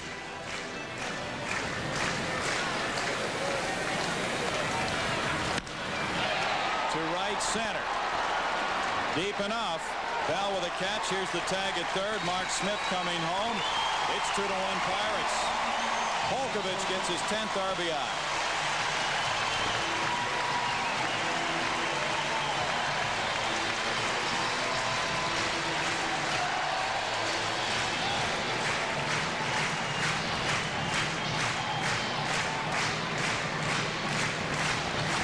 Pirates take the lead in a hard-fought game. Jason Kendall is next.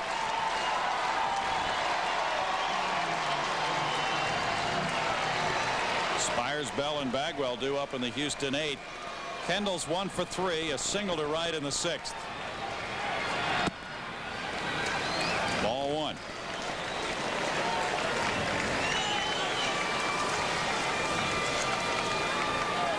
Manny J.D. Martinez is on deck with the Bucks up by 1. The Bucks have lost 25 games by 1 run. Popped up. Spires calling. In the 7th, the Pirates take the upper hand with a run on 2 hits and 2 left. Moving to the 8th, it's 2-1 Pittsburgh.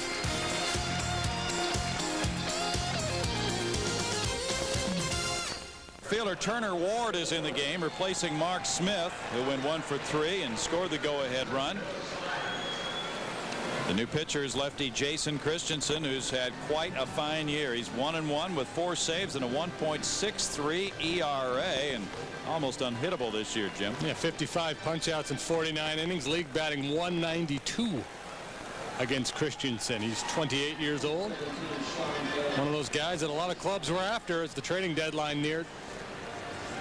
Because of the lefty Christensen coming in for right-hander Van Poppel, Larry Dierker makes a change. He's going with Sean Berry to pinch hit for Bill Spires. Spires was 2 for 3.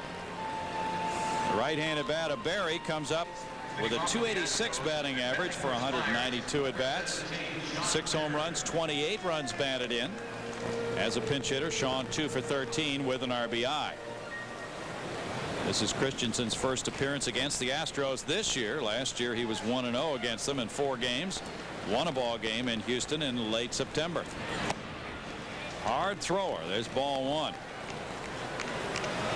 Sean Berry at UCLA faced Randy Johnson when Johnson was at USC.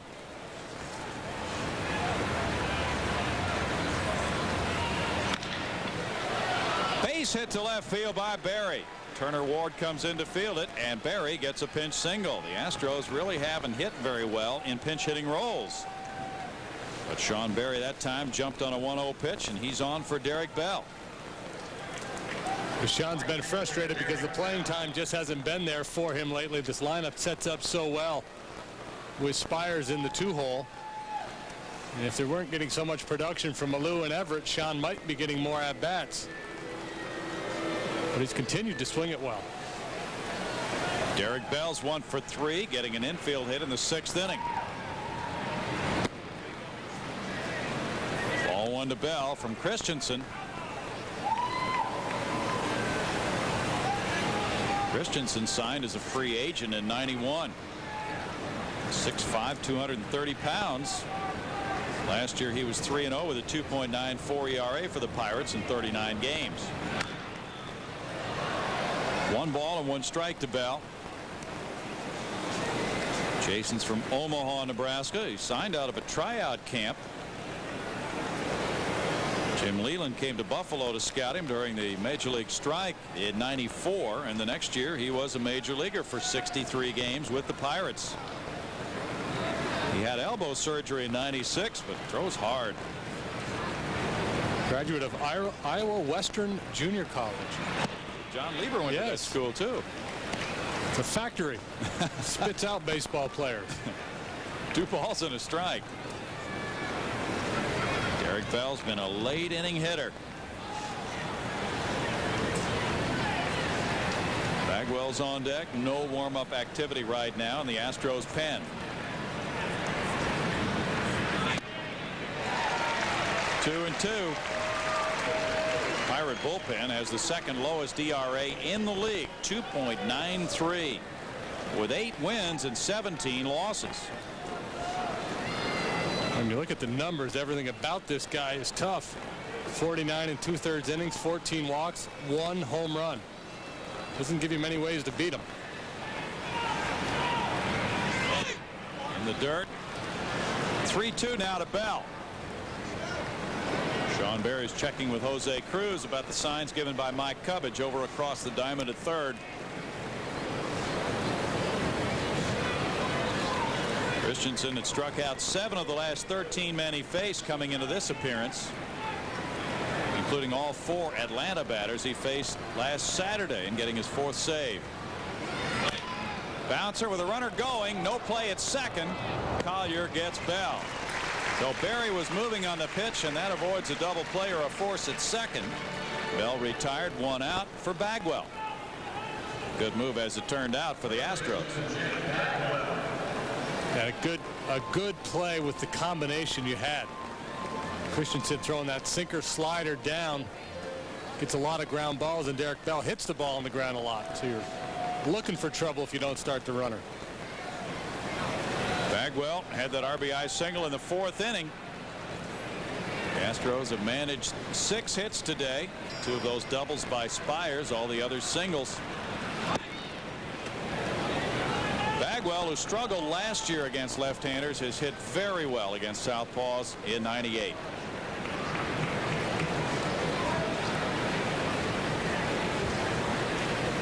He stays away from Baggy. See if he can shoot one out there into right center. He's got a lot of room.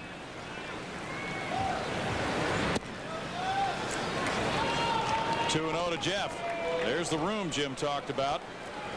Jeff really hasn't been hitting the ball that way very much lately.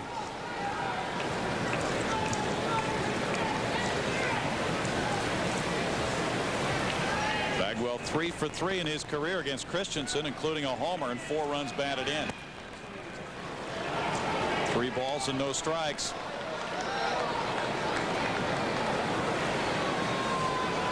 He's hit 54 of his outfield hits to left field.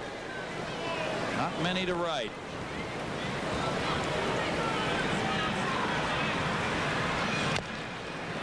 Well, he was jumping on that 3-0 pitch, fouling it. It's 3-1. A little upset with himself there. It was really a pitcher's pitch. Tough to do a lot with that 3-0. Outside corner and down. Bagwell had a 2-run single last July here at Pittsburgh off Christensen in an Astros win. Had a home run off him in Houston in '96. This time he walks. Runners at first and second, 1 out for Moises Alou. 77th walk for Bagwell this year. Pete Vukovich, the pitching coach, is on his way to the mound.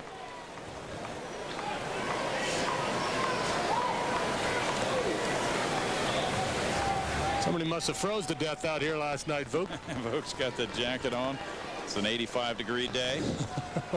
Glorious day, isn't it? We haven't seen a cloud all weekend. What a day for baseball. Magnificent. It's just perfect. Got a big regatta going on behind us or in front of us, wherever we are on the river anyway. You checked that out, didn't you, yesterday? Stopped by yesterday. What did you find?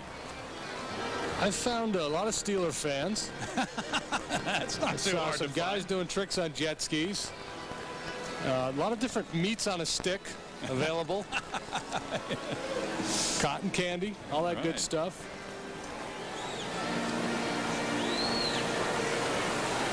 Moises Alou, 2 for 2 in his career against Jason Christensen. Comes up with the Astros down by a run, 2 on, 1 out here in the 8th inning. He's 0 for 3 today with a line out to left in the 6th. Diving stop by Collier. From his knees, he gets the force out on Bagwell.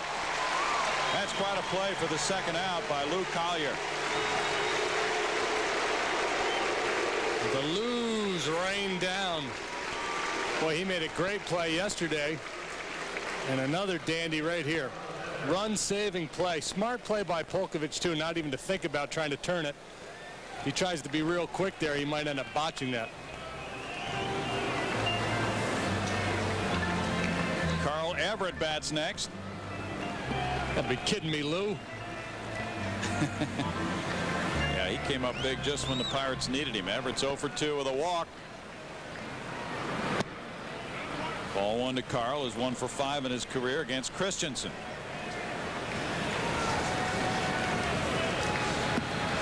Carl has hit far better than his career stats indicated as a right-handed batter this year. .299 right-handed, as you see, with 2 homers. Looper up the middle, and that is in for a base hit to tie it. Sean Berry scores, and it's a 2-2 ball game as Everett extends his hitting streak to 4 games. That's his 60th RBI, and what a clutch hit by Everett. Elbow, Sean. A thing of beauty. Doesn't hit it hard, just placed perfectly. Boy, nice job by Sean Berry coming off the bench to get that started, too. Tie game for Ricky Gutierrez. He's 0 for 2 with a walk. Ausmus on deck in a 2-2 affair in the 8th. That one will go foul on a broken bat. And a fan reaches over for a good play while the barrel of the bat is out near shortstop on a very exciting strike one here at Three Rivers Stadium. I didn't know whether to watch the bat, the ball, the runner. Yeah. Or those meats on a stick you were talking about. Those sound pretty good too. They'll put anything on a stick nowadays. Meanwhile, in the bullpen, right-hander Elmer DeSenz is getting loose for Pittsburgh as Rex Jones takes that barrel of the bat from Mike Cubbage. Watch out, Rex. Don't hurt yourself. No balls and a strike to Ricky. No win for Todd Van Poppel, but he certainly could be happy with what he did today. 1-1. The Astros lead the league in runs scored. Pirates pitching them very tough today. Houston has stranded 6 runners so far. And Poppel allowed 5 hits and 1 run in 7 strong innings.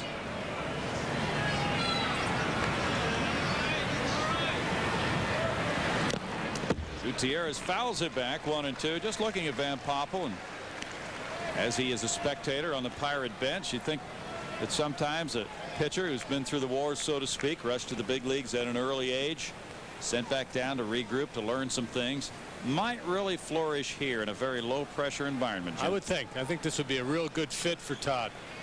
He's a very smart guy. Looks like he's learned how to pitch. No pressure here. 2-2 to Ricky. Shouldn't say no pressure. I mean, there's always pressure, but they're not expected to win. Had to be fun for him to pitch against Johnson today.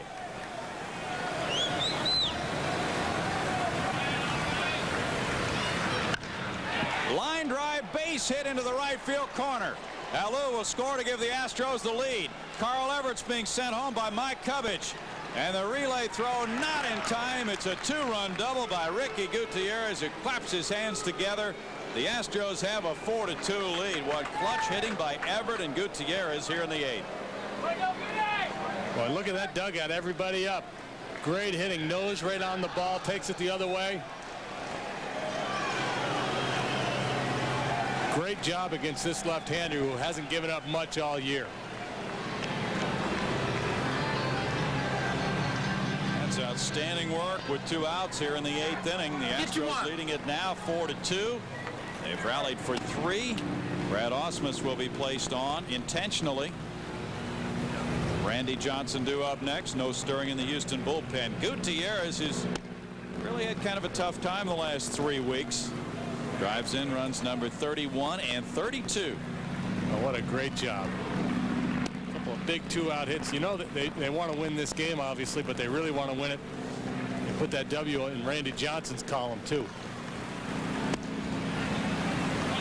Against Jason Christensen, one of the outstanding left-handed relievers of '98, the Astros get a breakthrough.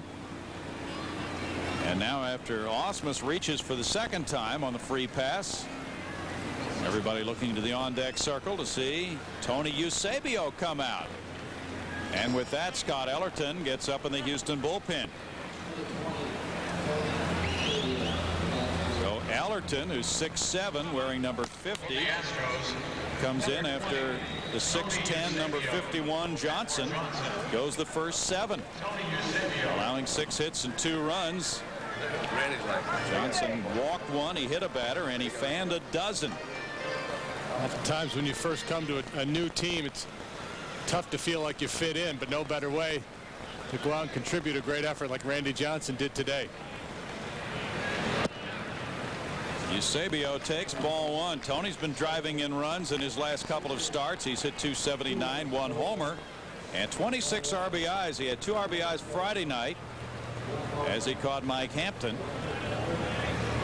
and a home run and another hit Thursday. Now a fly ball left center field. Turner Ward will play it off the wall.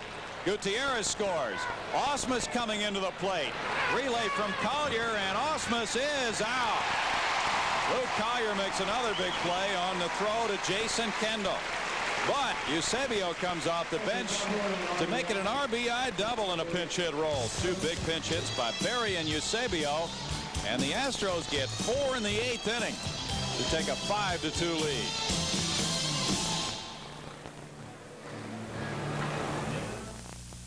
Comes in relief, and he's getting an expanded role in the bullpen recently, Jim. Yeah, and doing a very nice job. There's a look at the numbers. 11 games, 1 save, 3.49 ERA, 26 punch outs, only 5 walks, and 28 in the third. He got his first major league save that last time out. Manny Martinez looks at ball 1. Astros throwing their whole front line at the Pirates today. Rebounding team in there. 6'10 Johnson, 6'8 Ellerton. Could have a heck of a basketball team in the offseason.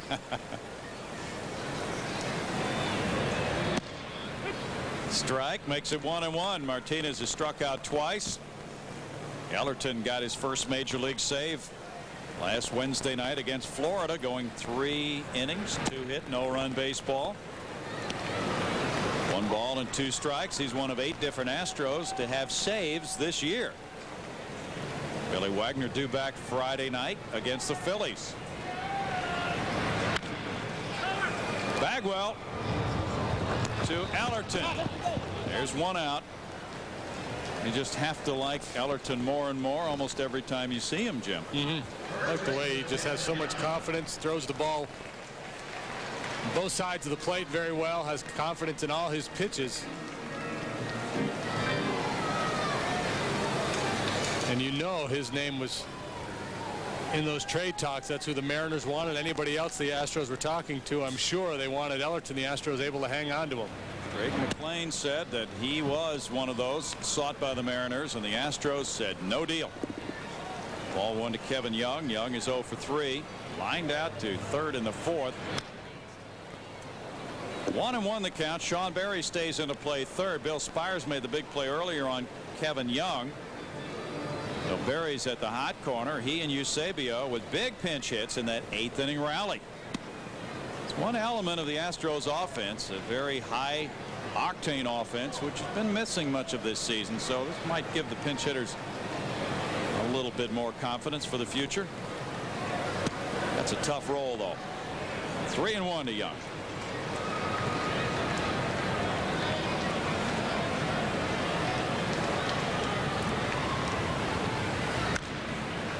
Foul back. 3 balls and 2 strikes. I wonder year in and year out what the best batting averages are for a pinch hitter. Well, it's such an uncertain and fluctuating type job. Good pinch hitters might do really well one year and then not well at all the next. Berry picks it up. 2 outs here. The great ones like Manny Mota were just so consistent. They are really hard to find, though. And the opportunities are uncertain, too. They might fluctuate. A pinch hitter might get 3 or 4 at bats one week and then go, well, a week or 10 days without one. Well, you think about what they're up against. They come in for 1 at bat late in the game, usually against a nasty reliever. Yeah. Eusebio's been a fine pinch hitter in his career. Ball 1 to Jose Guillen. He's 1 for 3. So Larry Dierker not shy about using his second catcher and leaving him with only Brad Ausmus. 1 ball and 1 strike. Some managers, if they only have 2 catchers, just keep holding the number 2 man in reserve in case there's an injury. Tony was 0 for 11 pinch hitting, but the odds were that things would turn for him. 1-2. Turner Ward's on deck. Scott Ellerton's retired the first 2 here in the 8th.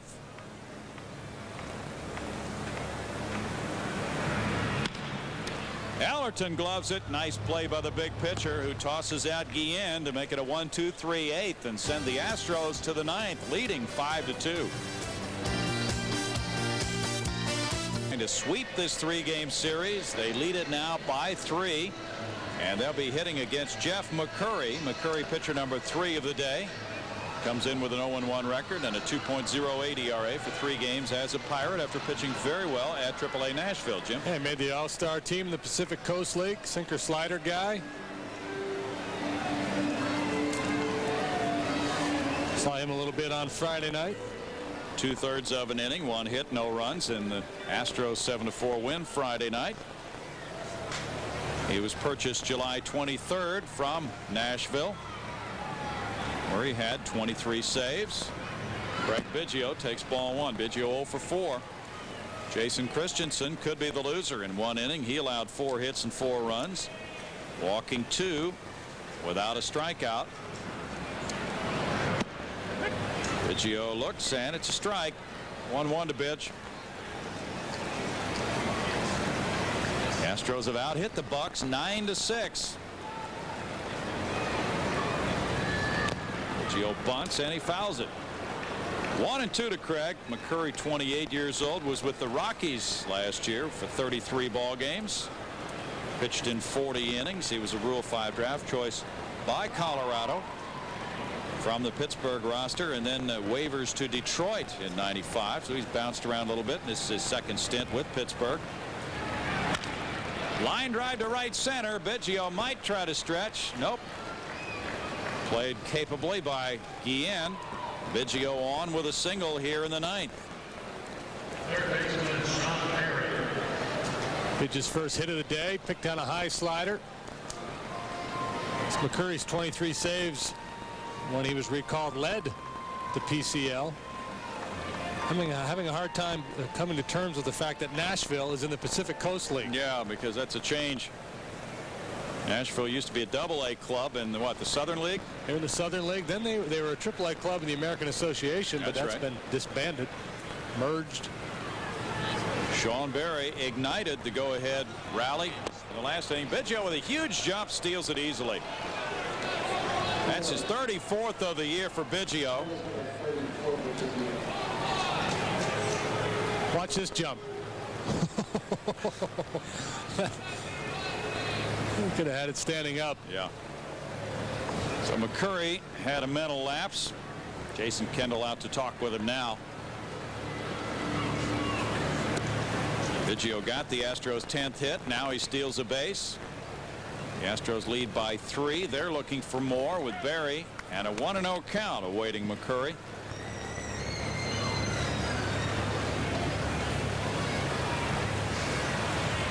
Atlanta beat St. Louis 4-3. Kevin Millwood got the win for the Braves. First baseman Young, as Berry advances. Biggio, that's his primary assignment, and Sean Berry has come off the bench, gotten a single, scored a run, and advanced the runner from second to third. Nice job right there by Sean Berry. He'll get high fives or high fists, whatever's going on in that dugout. Nicely done. Talked about how early in the game the Astros like to play for the big inning, but late you do go ahead and give yourself up if need be to get that runner over to third. Now the infield comes in with McCurry facing Derek Bell. Bell's 1 for 4.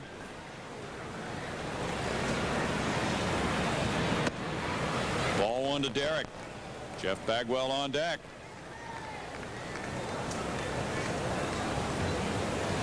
Biggio and Bagwell, such daredevils on the bases with those jumps they get.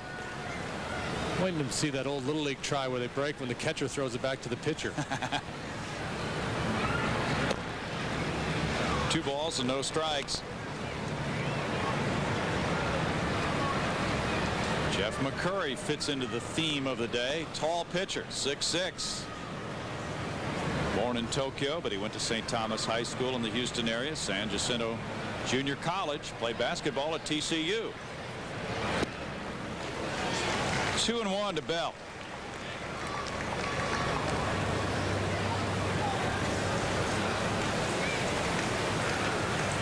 Bobby Witt was the loser for St. Louis in the Atlanta 4-3 win for Kevin Millwood. Kerry Lightenberg got another save. He's the man for now anyway for Atlanta.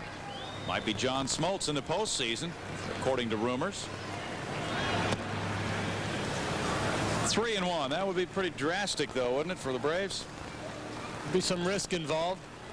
I would think Lightenberg would be the first option unless he's really scuffling heading into the playoffs.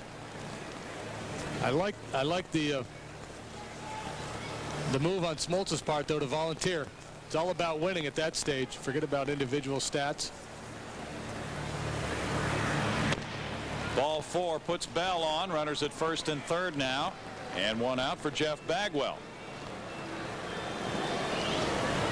Bagwell has an RBI single and a walk in his 4 trips to the plate. Andy Ashby became the first 15-game winner in the National League. San Diego won at Montreal today, and Ashby with a 4-1 victory beat Javier Vazquez. Trevor Hoffman got another save. That's number 36 for the league leader.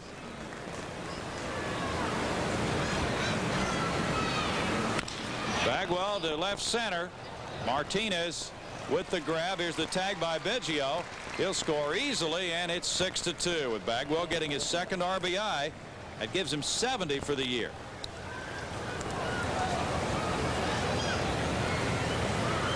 That's a feel-good run right there for the Astros. Leadoff single, steals second. Barry advances him. And then the sac fly by Baggy. 6-2 ball game. Moises Alou is 0 for 4.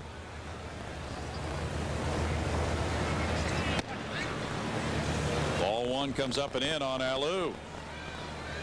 Curry really has good movement on that 2-seam fastball when he throws it to that side of the plate.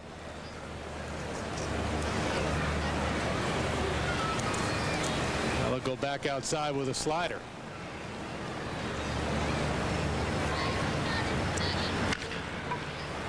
Shortstop Collier tosses to Polkovich for the force out on Bell. The Astros get a run on 1 hit and leave a man. Going to the last of the 9th, Houston leads 6-2.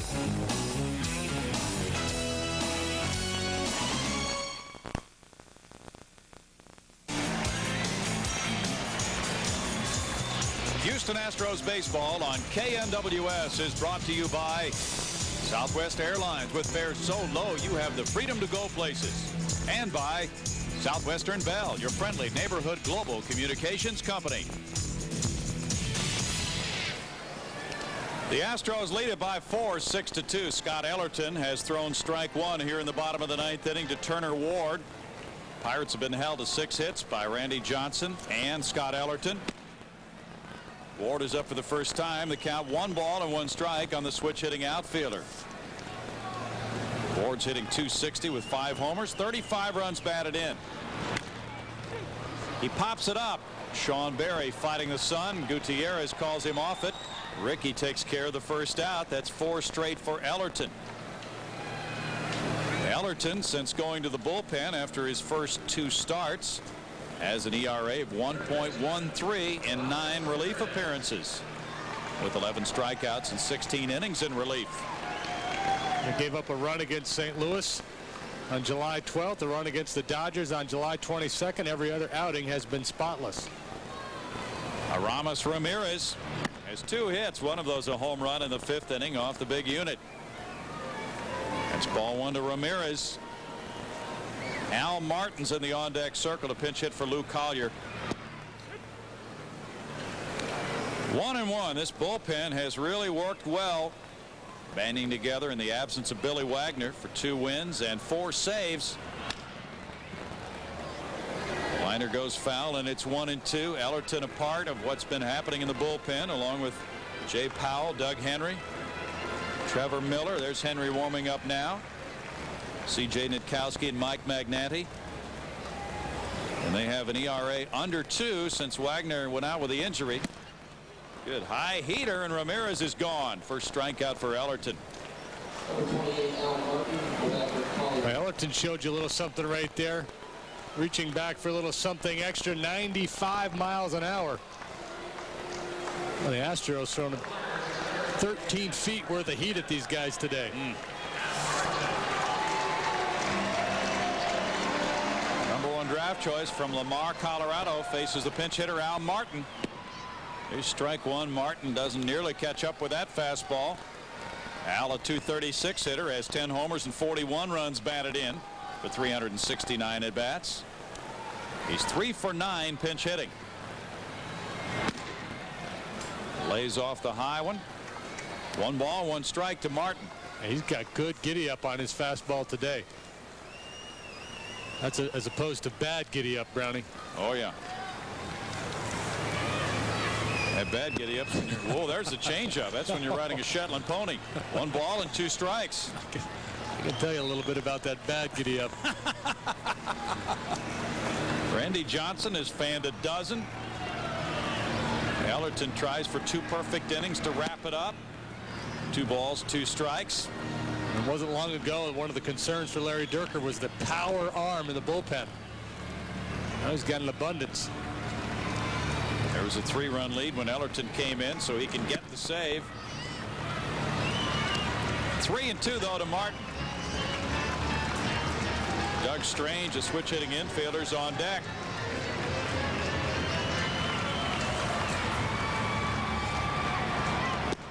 There's a strikeout to end it, and the Astros combine for 14 strikeouts for a new single game high for 98. Randy Johnson gets his first win as a Houston Astro, and the Astros sweep this 3-game series. They're now 67-44, and Larry Dierker's club heads to Florida with a 6-2 win.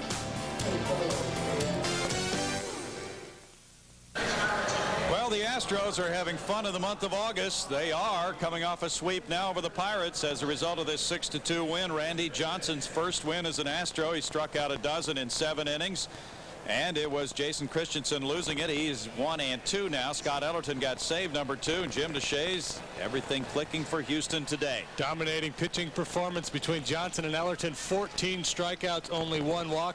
Wouldn't have been disastrous if Randy Johnson didn't get the win today, but it sure was nice to see him contribute, and the Astros come through with some great clutch hitting late in the ballgame. The Astros, as a result, get their 5th sweep of a 3-game series this season. Their first here in Pittsburgh since May of '95. They go on to Florida with a 3-0 record on this 6-game road trip. We'll be back in just a moment.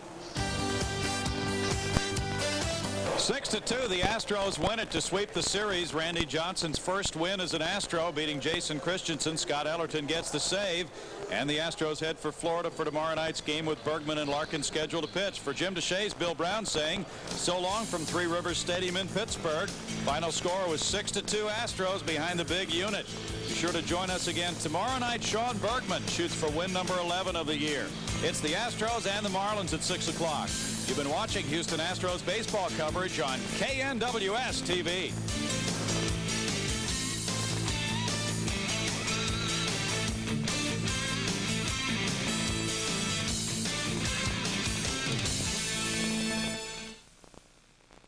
Jerry